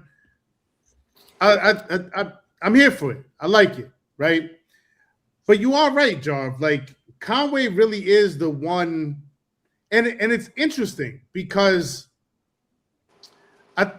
if I was to put myself in Conway's shoes and like possibly think the way Conway thinks, I would think to myself, I'm the nicest out of all three of us. Mm. And somehow I'm not benefiting from the situation as much as I think I should be. So to that end, in that light, like I kind of see like the chip that he has on his shoulder. So hopefully there will be some sort of mending of that relationship that happens. But at the moment, it does seem like, whatever, if Benny was on the outs, that was not that serious, right? That's light work. They could work that out. I think Conway is probably more hurt than anyone else. And I think that he thinks that like he said it in that bar in that freestyle, right? For Make Them Cry, right? Like, what would I be without Griselda? But flip it around, what would Griselda be without me? Like he truly feels like that in his heart, and he feels like he's not benefiting from that relationship, or he not alone the relationship. He's not benefiting from that vision the way that he feels he should be, right? Westside and Conway was the original two of Griselda. Benny came into the fold at some point, but it was Westside and Conway. They had the vision. Over time, like we've seen, Westside Gunn is really like, he's the Vince McMahon of it all. He's the Puffy of it all. Like he's the visionary, but like to be on, on Conway's side a little bit, like, if Conway wasn't there, what would Westside Gunn have done? How much could he have pulled off by himself? Without Conway being the lyrical miracle that he is. I mean, I think that sometimes it's that whole David Ruffin thing. Everybody feels like, if it wasn't for me, I think it was, they call it lightning in a bottle, and they all had moments. Like, yeah, Conway's bars and his superior ability to rap carried, but there was a reason why Benny the Butcher was looked at as the breakout star as well. We can't just breeze over. We can't, you know what I mean? So I think they all independently and collectively all like got momentum simultaneously for varying reasons. And I think that kind of leads to where we are right now. And even if it is just a rollout. But again, to our point about Conway, before I pass it over to Dini the Balance, Conway's been doing this. We started really actively covering Griselda, 2019? Like the first one, early on in the first year. Late first year of the Rap Roundtable, we started heavily getting into Griselda. And then I know about like 2021, like it was like social media comments, especially after What Machine Gun Do, where Conway would be on social saying weird shit that they would have to clean up. So I don't know. But like, how do you feel about this appearance with Benny the Butcher and Westside Gunn, Dini? I just want to know what kind of appearance is it. You remember how we talked on the pod the other day? Yo, we need to get Lang to pop back out. You know what I'm saying? Like, is it one of those? Like, you gonna pop back out for an episode? You know what I'm saying? Or is it this? Is this back in the fold? You get what I'm saying? I don't know. And I feel like with Benny, I'll know in a week when he gets online and says some bad shit about somebody. I'm like, oh, I guess it was just a performance, and I'm out of there. You know what I'm saying? Like, the shit is really sad to see, because I feel like I'm more what you said, Jarvis. They all kind of validated each other. You get what I'm saying? You believed in these niggas because Conway was so nice. You know what I'm saying? You believed in these niggas because Benny seemed like the one that had the ability to straddle the fence in terms of like mainstream artistry. There was a time we was thinking like Benny, if he could just, get a rough around the edges, clear up the roughness, he could be an artist kind of like doing the shit that he did with like J. Cole. He could be one of the niggas that's making like them big songs. And then Westside Gunn was like the catalyst, like I feel like if you take any one of those niggas out the equation, you don't get what you got. You know what I'm saying? You needed Conway for niggas to be like, oh, these niggas is cool. This nigga's, hey, yo. Because that's what we would be doing in the West if we didn't, you know what I'm saying? If there was no Conway. We would just be on some jokey shit. But we actually respect the nigga and his rapping ability. Shout out to Conway for helping put that stamp on it. You know what I'm saying? And the same thing with Benny. Putting that stamp on it. And the same way he stamped them, two dudes stamped them as being lyricists, the same way fucking West Side stamped them as being like niggas who really capture great visual on the street, niggas who have fashion, niggas who have style. You know what I'm saying? He did the visual aspect. He's the curator, the whole nigga that keeps the whole shit going. So I feel like each and every one of them played a part. That's why I feel like for them to not be able to mend this, especially being blood relatives, and we talk about this shit like these guys are just bros in the street. You know what I'm saying? They probably gonna be at Thanksgiving dinner, like as a family. So it's not the same kind of energy that we have when typically an artist kind of goes through something with the bigger exec or whatever like that. This is some family shit. And one day West Side Gun is gonna have to speak for why he didn't cut that little 10% up. You know what I'm saying? And as the culture, we kind of should hold him responsible for that. Like, bro, like that's family. Why you want to give him 10% of 100% business? You know what I'm saying? That's also speculation. Speculation, you know? Yeah. So but he said himself, Hov said, give your brother a piece. We don't know how big the piece was. Pause. That sounded crazy. But we just know that, that sounded crazy. Yeah, but we know that there was a chunk of profit that was left that was left on the table. That was crazy. And that nigga feels a way about it. And I you know, this is music, so niggas gonna express it in music. But I just want to get that point across.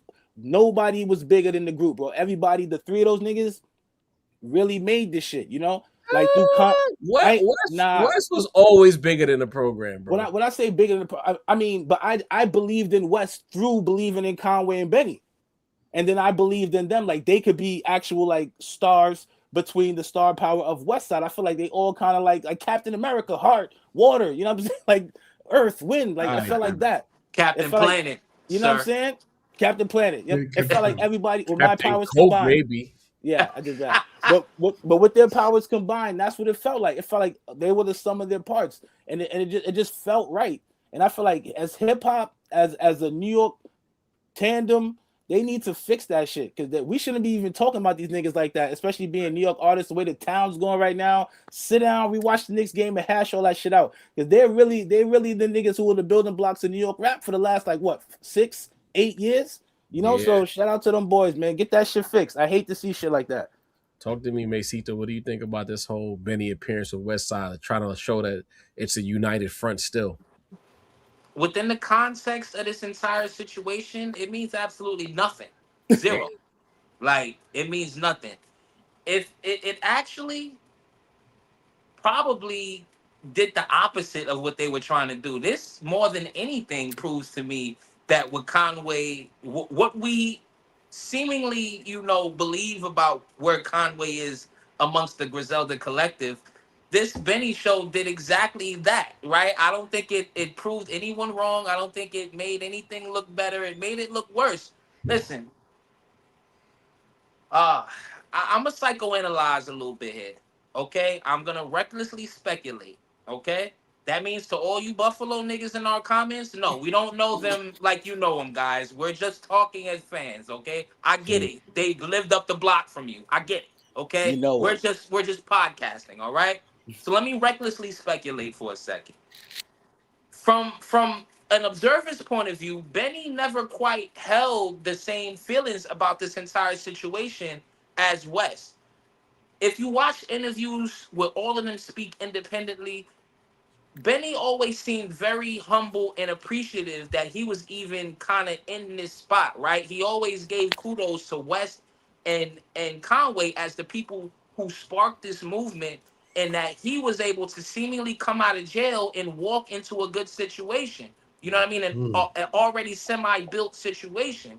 So I don't think he would feel the same way that Conway feels. I still feel like he's the one that, feels not lucky to be around because he put in the work, but y'all get where I'm coming from. Fortunate to be in that situation. Right. He looks like at West as the person who put it together. So he's not going to step on West Side Gun's toes in the same way Khan, somebody who all three of them have said was the number one rapper where they came from, and the person that put in all the work, and the person that took bullets behind, I'm not going to say rap, but just in life, who might have had the roughest life in general.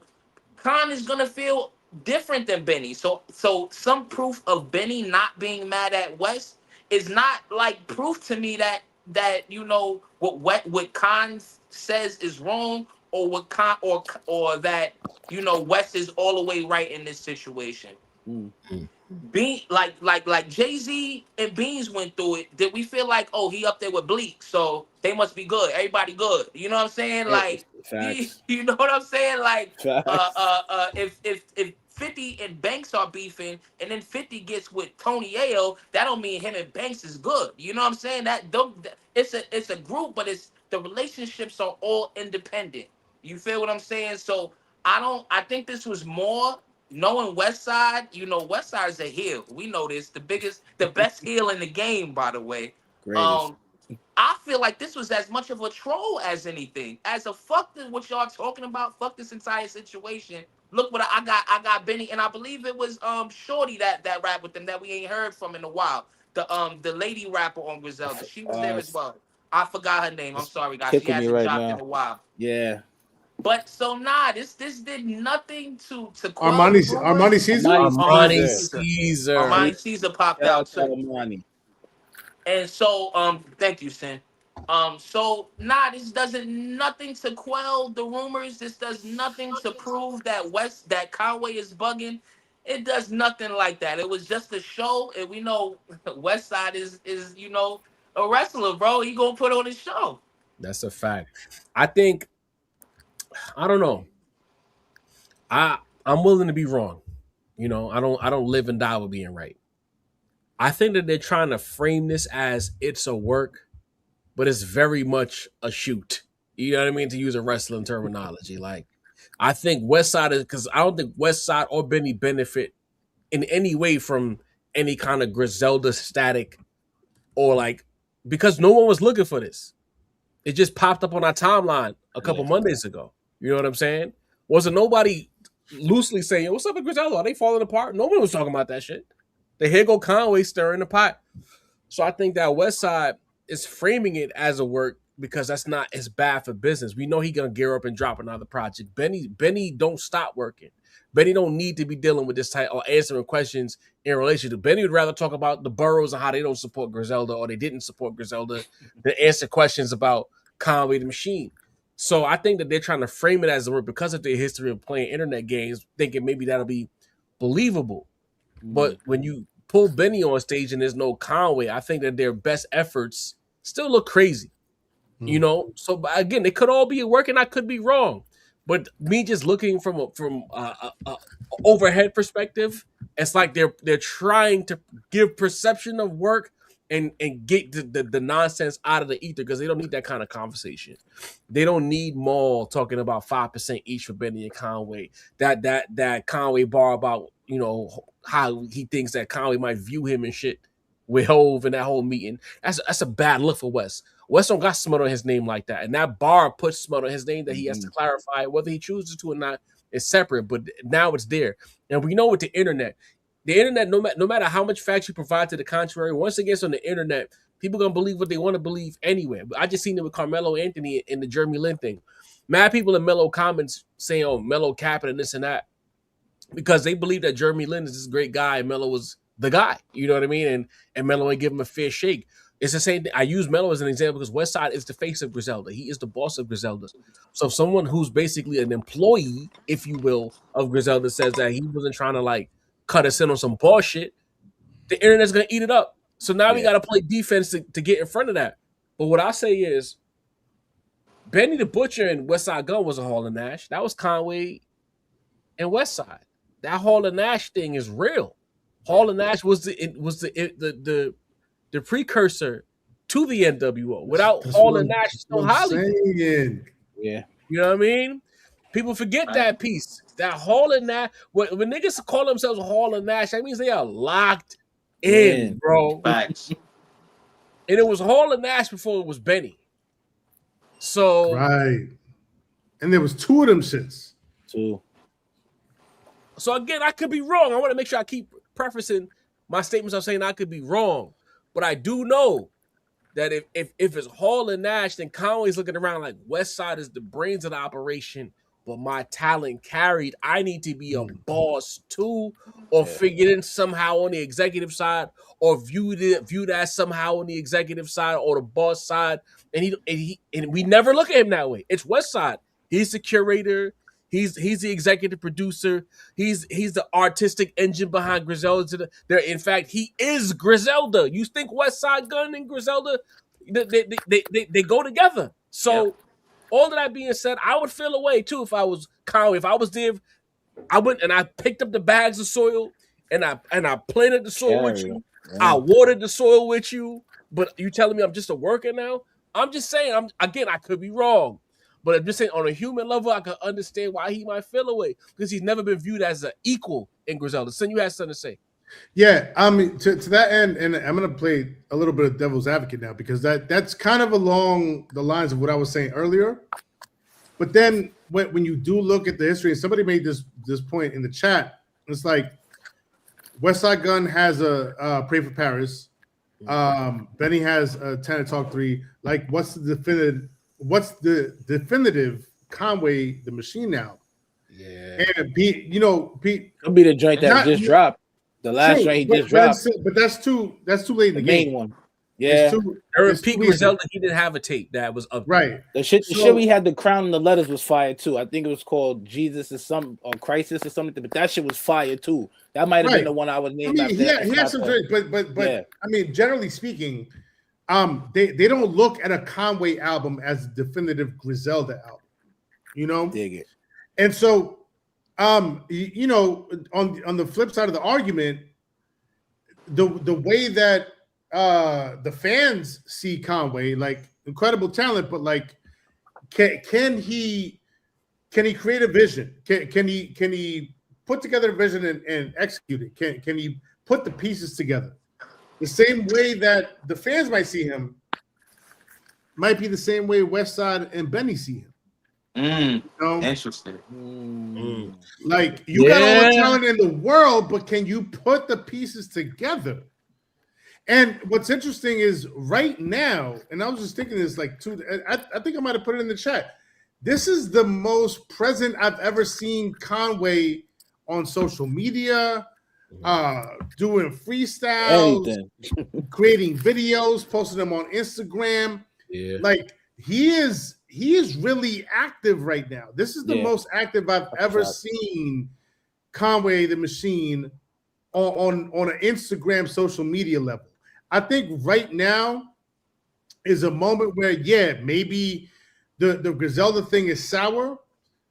That, West Side and Benny might be like, yo, let's try to make it look like, like it's all good.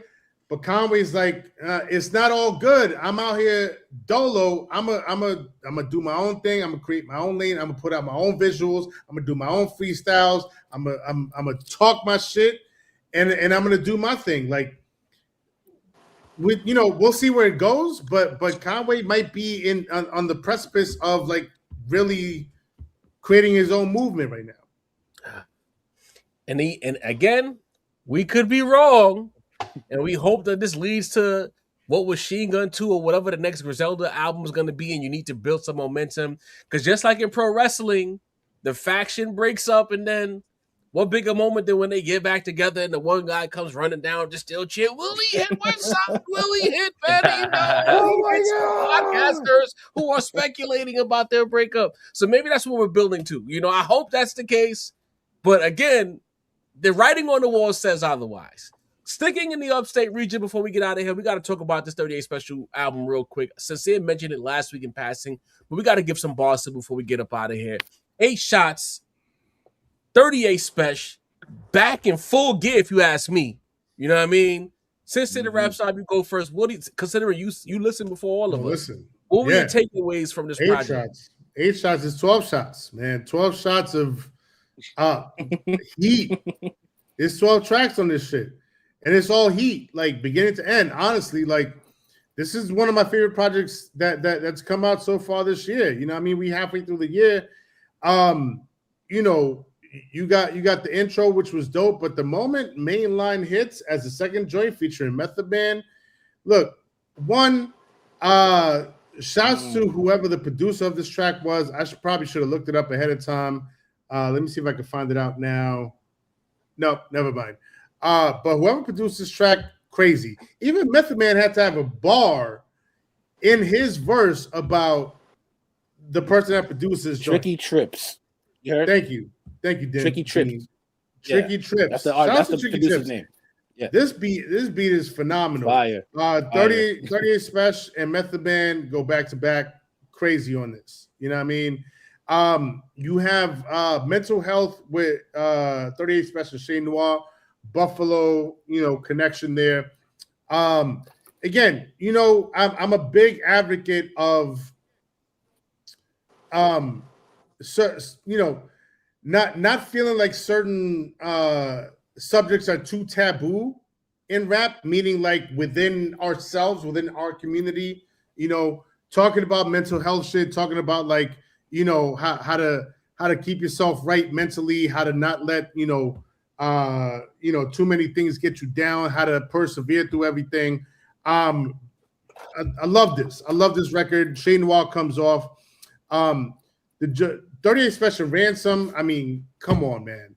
I mean, Smooth Hayes is on it too. He did his thing. But 38 Spesh and Ransom on Trust Us, that's a cheat code. Heavy Burden with Dave East. I gotta say, this is this Dave East. Say it. He did his thing on this, man. Like I wouldn't call myself a Dave East fan, but like he came off on this feature, bro. But I honestly, I have to say my favorite joint on this, and Mace might be upset at me, is Renovations. Probably. And the reason that Mace might be upset with me is because this is a drumless joint.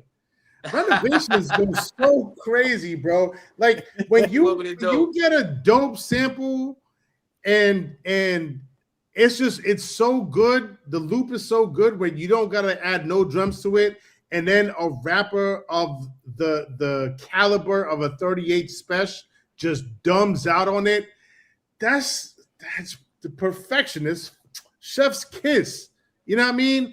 38 Spesh, drumless joint, because it ain't need no drums, because all you need is the loop and 38 Spesh going dumb. Like, I love this joint. You know what I mean? If I had to say anything negative about this, and it kind of pains me because I'm a fan, probably like, as much of a fan as there will be on this podcast. But what the fuck was Busta Rhymes doing on Cold War, bro? Like, he came in and it was like, because like, look, 38 Spesh has a certain cadence, and I knew John was gonna love this. I knew John was gonna love this because 38 Spesh has a certain cadence. Everybody else on this album, on this project, all the features followed the blueprint of the cadence of a 38 Spesh. They heard the beat and they fit into the pocket of the beat. And here comes Busta Rhymes out of left field with this fucking flowing pocket that is like he spit it a cappella and didn't even, or he rhymed it to a completely different beat. Like, what the fuck was he doing on this record? And this is coming from somebody that likes when a rapper takes a different approach to a beat or an unorthodox approach or hits a different pocket on the beat. I'm like, okay, 38 Spesh hit this pocket. Maybe Busta Rhymes will hit this pocket. Busta Rhymes was hitting no pockets in that beat, bro. What the fuck was he doing? What was he doing, bro? I was so mad. And the thing is, I listened to it a second time and a third time, and I'm like, maybe I just gotta, sometimes you feel like you just gotta meet the rapper where they're at and catch or hear what they're hearing. I didn't catch it, bro. I didn't catch it. I was so mad at Busta Rhymes on this song, man. So mad. Oh man. And my other thing here is that there was a song, I think it was the outro song, Everything. There was a song where you could hear that the sample was stem separated.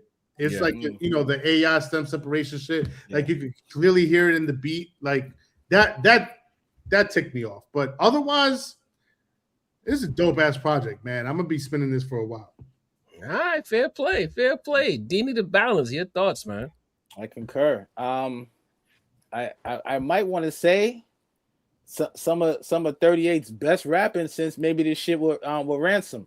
The last collab tape with Ran. Like the bars on this shit. Better than stabbed and shot bars? Bro, lyrically, I ain't gonna lie, bro. And that's a tall order because stabbed and shot 1 and 2 is crazy. But like I feel like there's no filler bars on this whole project, bro. Outside of the Busta Rhymes shit, I'm not even gonna fault Busta Rhymes because Busta Rhymes has been doing a lot of why shit to me. Like every time I see Busta Rhymes, I'm always asking myself why, and that shit is not cool. Like hair choices, fashion choices, lyrical choices. Now I'm like, why, man? Yo, My nigga, why? That Why? mustache sound is like crazy Jadakiss. too, dude. Why? That pencil stash, Anthony Hamilton. bro. Was Oh, seen it. man. And my man looked like he was bleaching. It's like, why, bro? Why remix by Busta Rhymes?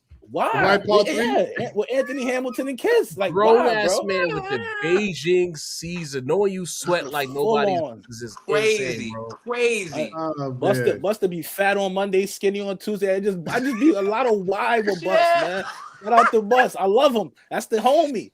But trying to keep it lot of music, concern. man. A lot of concern. Let's get back. Let's leave Busta alone, bro. Go back to the tunes, Steve. Shout out to my brethren, Busta. But yeah. Yo, shit. Fire, bro. Fire. Tape is dope, short and sweet, 30 minutes, 12 tracks. The biggest takeaway for me, or the features, the selection of the features, bro. Like he was cooking. 38 Spesh cooked everything he was on, but the way he selected the artist to cook with him is what really sold me, bro. Like Method, to me, that's the best joint to me. The shit with Method Man in terms of sonical ability, rap. I could listen to that song 10 times in a row and be like, shit, run it back one more time. It just got such a great feel for it. Shout out to East. I fuck with East. When I listened to this, I was like, niggas who hear this gonna be like, they can't front on East on this one. This was a good verse. They can't front on East. Shout out to Shade Noir, good verse. You undersold my nigga Smooth Hayes, B. Smooth Hayes, that verse was fire. Yeah, shout out to Connecticut. Right. Yo, he got off. Smooth, the way he blend the elegance and the ghetto shit together. That nigga's nice, bro. We need to get Smooth on the show. Shout out to Smooth Hayes and a homie Curtis Coke from his favorite dessert is chocolate flavored areolas. Yo, bro, that's the type of shit my son be on. Yo. He talk. That's my language. Ain't nothing like talking. Chocolate areolas, talking, bro. Like he's nice. And shout out to the Curtis Coke dude, B from Rochester. Immaculate flow. That was my first time really hearing him like that. Like the flow was just so. I don't want to say Nas. I don't want to, but it was giving me old 90s classic vibes while listening to him rap. You know what I'm saying? And Nas, when I think of that type of sound, Nas just pops into my head when I think of that amazing way to just rap and then from a 90s artist. You know what I'm saying? Like the songs, let me get to the tracks. Used to Free Game is dope. Not gonna knock it. Mainline to me, best joint. Used to fire. The shit with Smooth Hate. Ransom's verse, he said some shit about like you can't duplicate mics like sinners or some shit like that, and that shit sent me flying, bro. Like whoa, but those type of bars are littered all over the album. It's not just Ran. It's 38. It's Smooth. It's shout out to Dave. Dave had a joint. Shay gave a great verse. Like bro, it's 30 minutes of just straight heat. Like if you're a nigga that loves rap music, you love hard bars, you love great sonics, great production. This shit was it, bro. Like I was really impressed. Like it got me comparing Statin Shot 2. You know what I'm saying? It's really got me comparing. Like yo, he didn't slack no lyrics. A lot of times I listen to niggas bars. Somewhere there's a filler bar to help connect the rest of the bars. Like there was this one bar that didn't belong, but they didn't have no other bar to put this, so they put a filler bar. There's no filler bars outside of Busta on this whole album, bro. Like the whole shit is straight rapping. Every line connects. Everything is just so cohesive about the project, bro. Shout out to Spesh. He's got another one. Spesh, you was kind of irking me a little bit with the Jadakiss talk, but I ain't gonna lie, man. After listening to this again on the spin back, I'm like, all right, listen, bro, we can have a conversation. I'm trying to but find lay off it. Kiss, we have so much. Well, I'm saying we have. Hey man, we have so much Kiss material. Kiss been nice for 30 years, bro. Like we have so much material. I'm trying to dig into the archives and trying to find where it was that I said, because I know I said it. 38 Spesh is like the new underground Kiss. And yeah, man, this project right here, it's like, because I remember what I said, like it's like you know how he's setting up the line, you know where the bar is gonna land, and it's like, even though you know it's coming, pause. God damn it. Even though you know what's coming and you know like how the ball's gonna land, when it lands, you're still like you're satisfied. Like you still like you still like Sin, what you doing, bro? Yo, What it's getting violent over there. It's violent over there. like, Yo, just pass the ball to Mace. All right, All right, go ahead, go ahead. Back to back was crazy, Sin. Dish. Dish, Yo, nigga. listen, that was crazy. Oh, shit. The fellas have definitely set the stage for the album. I won't give it as in-depth review as them. The fellas kind of went through the tracks, but I'll give a few thoughts about the project and about 38 in general. The fellas are completely right. One of the best MC performances of the year. You kind of expect that from 38 Spesh, but you still need to give credit where credit is due. Yo, well, yo, my own son is flaming me in the comments, bro. Like, what's going on here? No way. Yo. Oh shit. Yo, Jay, what up, son? Yo, I'm about to kick him out for the night, bro. You see it, bro? Fuck it up. He in this room. He's in Fuck this it up. Yo. Cook nigga. When Rick Brunson told Jay in the past, he passed Yeah. that shit. Tighten up his game, nigga. Now that changed the Knicks' whole postseason with you know what I mean? When Pop Deuce like, yo, Christ. Yeah, that little conversation changed the whole turnout. You know what I mean? Continue that energy, Sid. Continue that energy, bro. That's my guy in the chat, man. What up, Jay? Absolutely. Yo, don't ask me for shit, man. Don't ask me for shit. I'm gonna go tell him right now. I'm gonna buy you something after the show, Jay. Come down the hall and see you in a minute, man. All right, you go stay at your girl house, bro. You head knocking at the door, you know, pass the ball, bro. The family is tapped in, man. But yeah, so obviously Spesh does what he does. I agree with Deanie though. Just lyrically, even conceptually, I felt more drawn in by this project than I have in a few years from 38. I don't know if it's because he usually or has often shared the album with somebody. So in those type of situations, you're more worried about verbal gymnastics than sometimes, you know, like the substance of something, right? Sometimes you're just trying to borrow up who else you on an album with. So, you know, obviously by himself, there's, you know, Mental Health is a great song, bro. Sin, you mentioned it. That's my favorite song on the album. Shay and 38 have, to me, like some of the best chemistry in the game when them two get on a track together. And Mental Health is just another long line of that. And that kind of builds into, even from the intro, the kind of ways that 38, you know, it's not the just shoot 'em up, bang, bang nonsense that don't kind of tell you the other side of the game, right? And I can appreciate that, especially from a modern artist. That's more the type of in-depth shit that the 90s and 2000s artists went with. So I was impressed by not just, you know, the verbal skills of him, but kind of the range of 38 on this project. I was impressed. Sin absolutely is right. Listen, both of y'all are right in this sense that there is a different air listening to this album in the shadow of his Jadakiss comments. You kind of, it's like the magnifying glass is on this project, if you will. And he landed, bro. He landed completely. And Sin, you completely right. Somebody in the chat actually had mentioned it even before you mentioned it just now. It was like, it's almost like the updated version of Jada, bro. Like, it really is. Like, in the sense that that's what Jada was, right? Like, within the locks, Jada could give you gems. He could give you punches. He can make you feel like the flyest nigga alive. And 38 is absolutely that within that. Now, I'm not even gonna just limit him to the over underground space. The entire game in general, right? So I was very impressed by that. Y'all, listen, y'all make fun of me. I make fun of myself sometimes.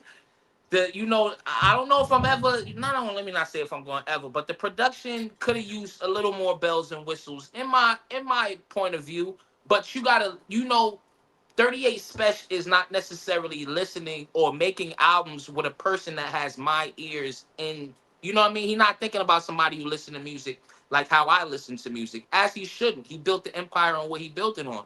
So I think that people who enjoy that specific sound aren't gonna be disappointed by the production at all. Y'all know me. I just want some drums, bro. You know what I'm saying? Like Well, I mean, I want some. hold on, You know, hold on, you know how I real go. quick, because there was drums all There up was and down the drums. project. There was drums. drums. There was drums. But let me even what would say you like this. to hear him on? Say that one more time, saying? What would you like to hear him on? Like what style of just production? like I say, just a little bit more variety. Like what's you know, the a BPMs beat? are all the same. What's a Maybe beat not you even. would? It's not a specific beat, right? But we just mentioned what Conway did on his last album. Conway didn't keep it just Griselda on his last album, and I feel like that's why it's his best album, right? You dying to hear these guys. I'd like to jump in here. You know what What's I mean? the word? I disagree with you wholeheartedly. I think you need to listen again because I don't think I would say 38 Spesh in this project. This might be the most gloss he's ever put on the project sonically, in my opinion. Not to say that it's a glossy project, but I think that's Mason's point. But he did take steps towards a more balanced listening experience than ever before. I think him and Benny specifically are treading away actively from that drumless wave and are coming back to drums in a real way. And I'll even take it a step further and say he's picking better beats than Benny the Butcher right now anyway, as far as putting projects together. I think he's drifting away, but I think he's trying to find that sweet spot between doing what his fan base likes while still taking him on a journey without it being like he ain't giving you no big dog, if you will, like Benny bugged out. You know what I mean? Benny was creeping that way, but he took such a sharp left at Big Dog that it was never going to succeed. That's not what your audience wants. Like when he did Plug Talk with 2 Chainz, that was a bit controversial for the Griselda niggas. But even that didn't feel too aggressive of a shift. I think what 38 is doing is he's meticulously making his way to a quote softer sonical aesthetic with a little bit more bounce, more drums, more palatable for everyone and not the niche audience that he has dominated over the past few years. I like this project the most. The main thing I'll take away from it, because you guys have kind of made my points for me, so I don't really have too much to add.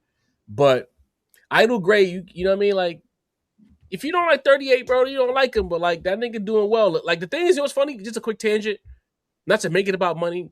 But when they say some of these guys don't move needles, but then I look at them as they're living their dream and they made real money off of living their dream. I can't say they're not moving a needle because somebody's cutting these guys a check for their dream job. So they're doing something right. So let's keep things in this proper perspective. What I like about 30 on this project is he's really not. Every time you hear 38, he is like the most Teflon man alive, unstoppable, juggernaut, street nigga. He's not a man, he's really a lady. That's what we know, you know what I mean? But he was so open, pause on this album, a lot of introspection, a lot of vulnerability, a lot of letting listeners in a way that rappers like 38 Spesh just don't do. And it wasn't like he did, I'm gonna do one song, I'm gonna keep it real, then I'm gonna go back to selling every coke granule in the world, every coke gram, every crack gram. It was littered through this whole album was an open book on 38 Spesh. And he was very vulnerable in a way that guys like him just don't do. And it's like I was wondering where he was after having a hell of a 2024. In the midst of the battle, he had a strong 2024. And he essentially took 2025 off. He wasn't completely gone, but he was mostly gone.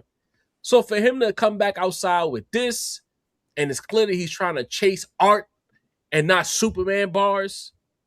I love this project. I'm with Sidno. That Busta Rhymes verse, absolutely not.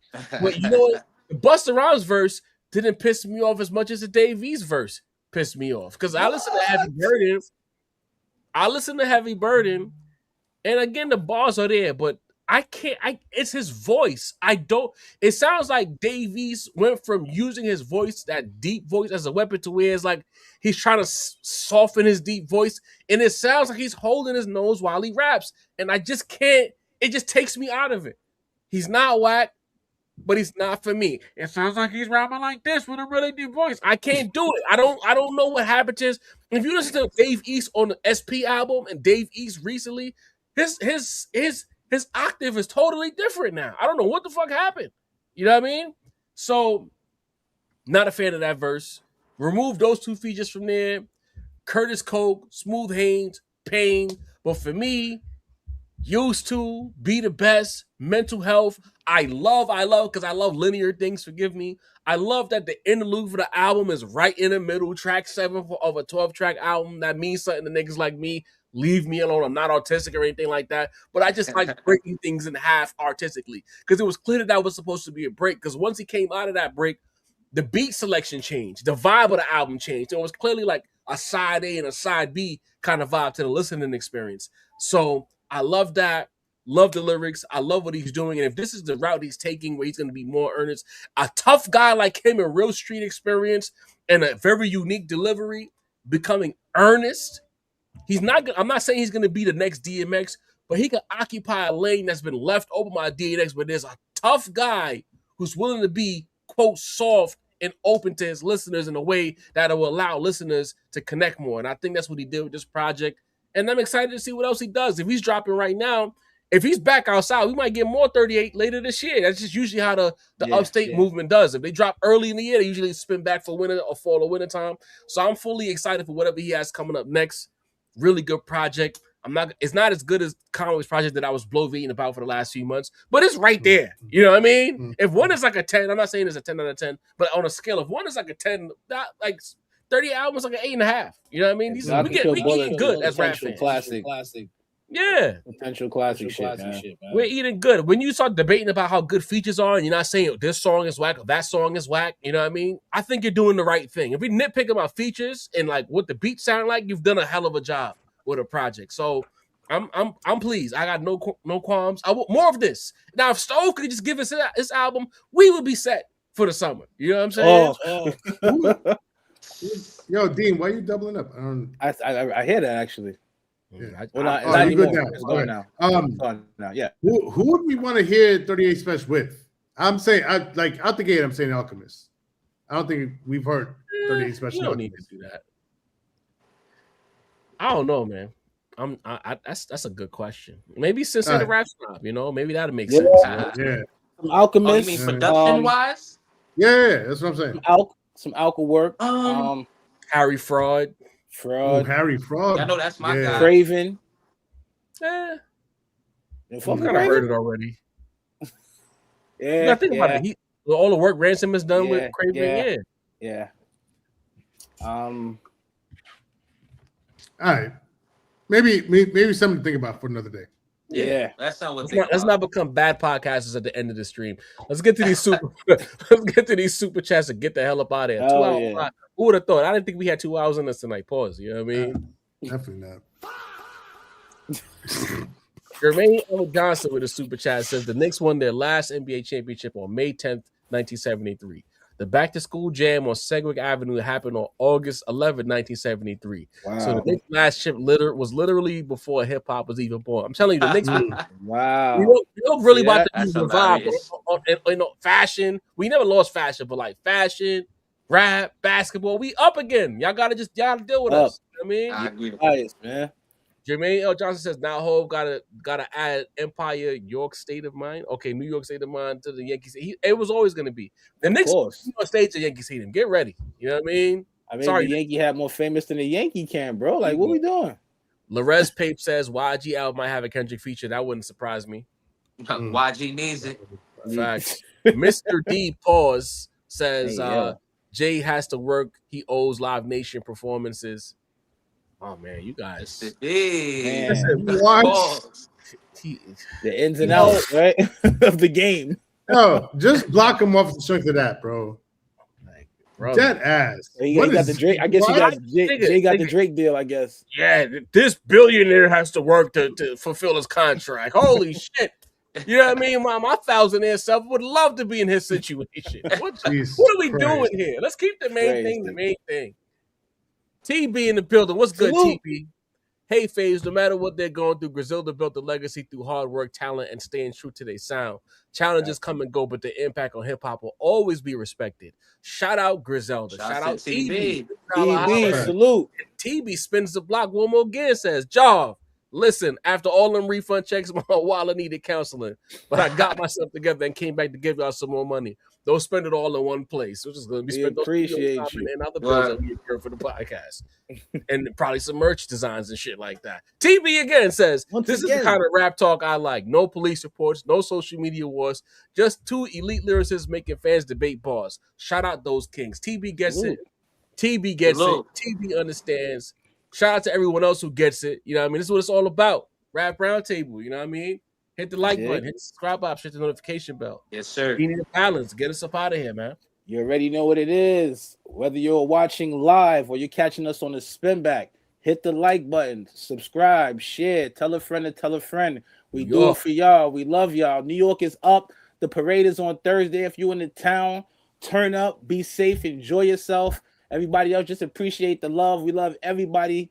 We just want to cook, man. Shout out to Jarvie. Shout out to Sincere. Shout out to Macito. I'm Dean, the Bounce of the Fourth. The New York Knicks, the champions. And we the fuck out of here. It's the Rap Roundtable, bitches. Let's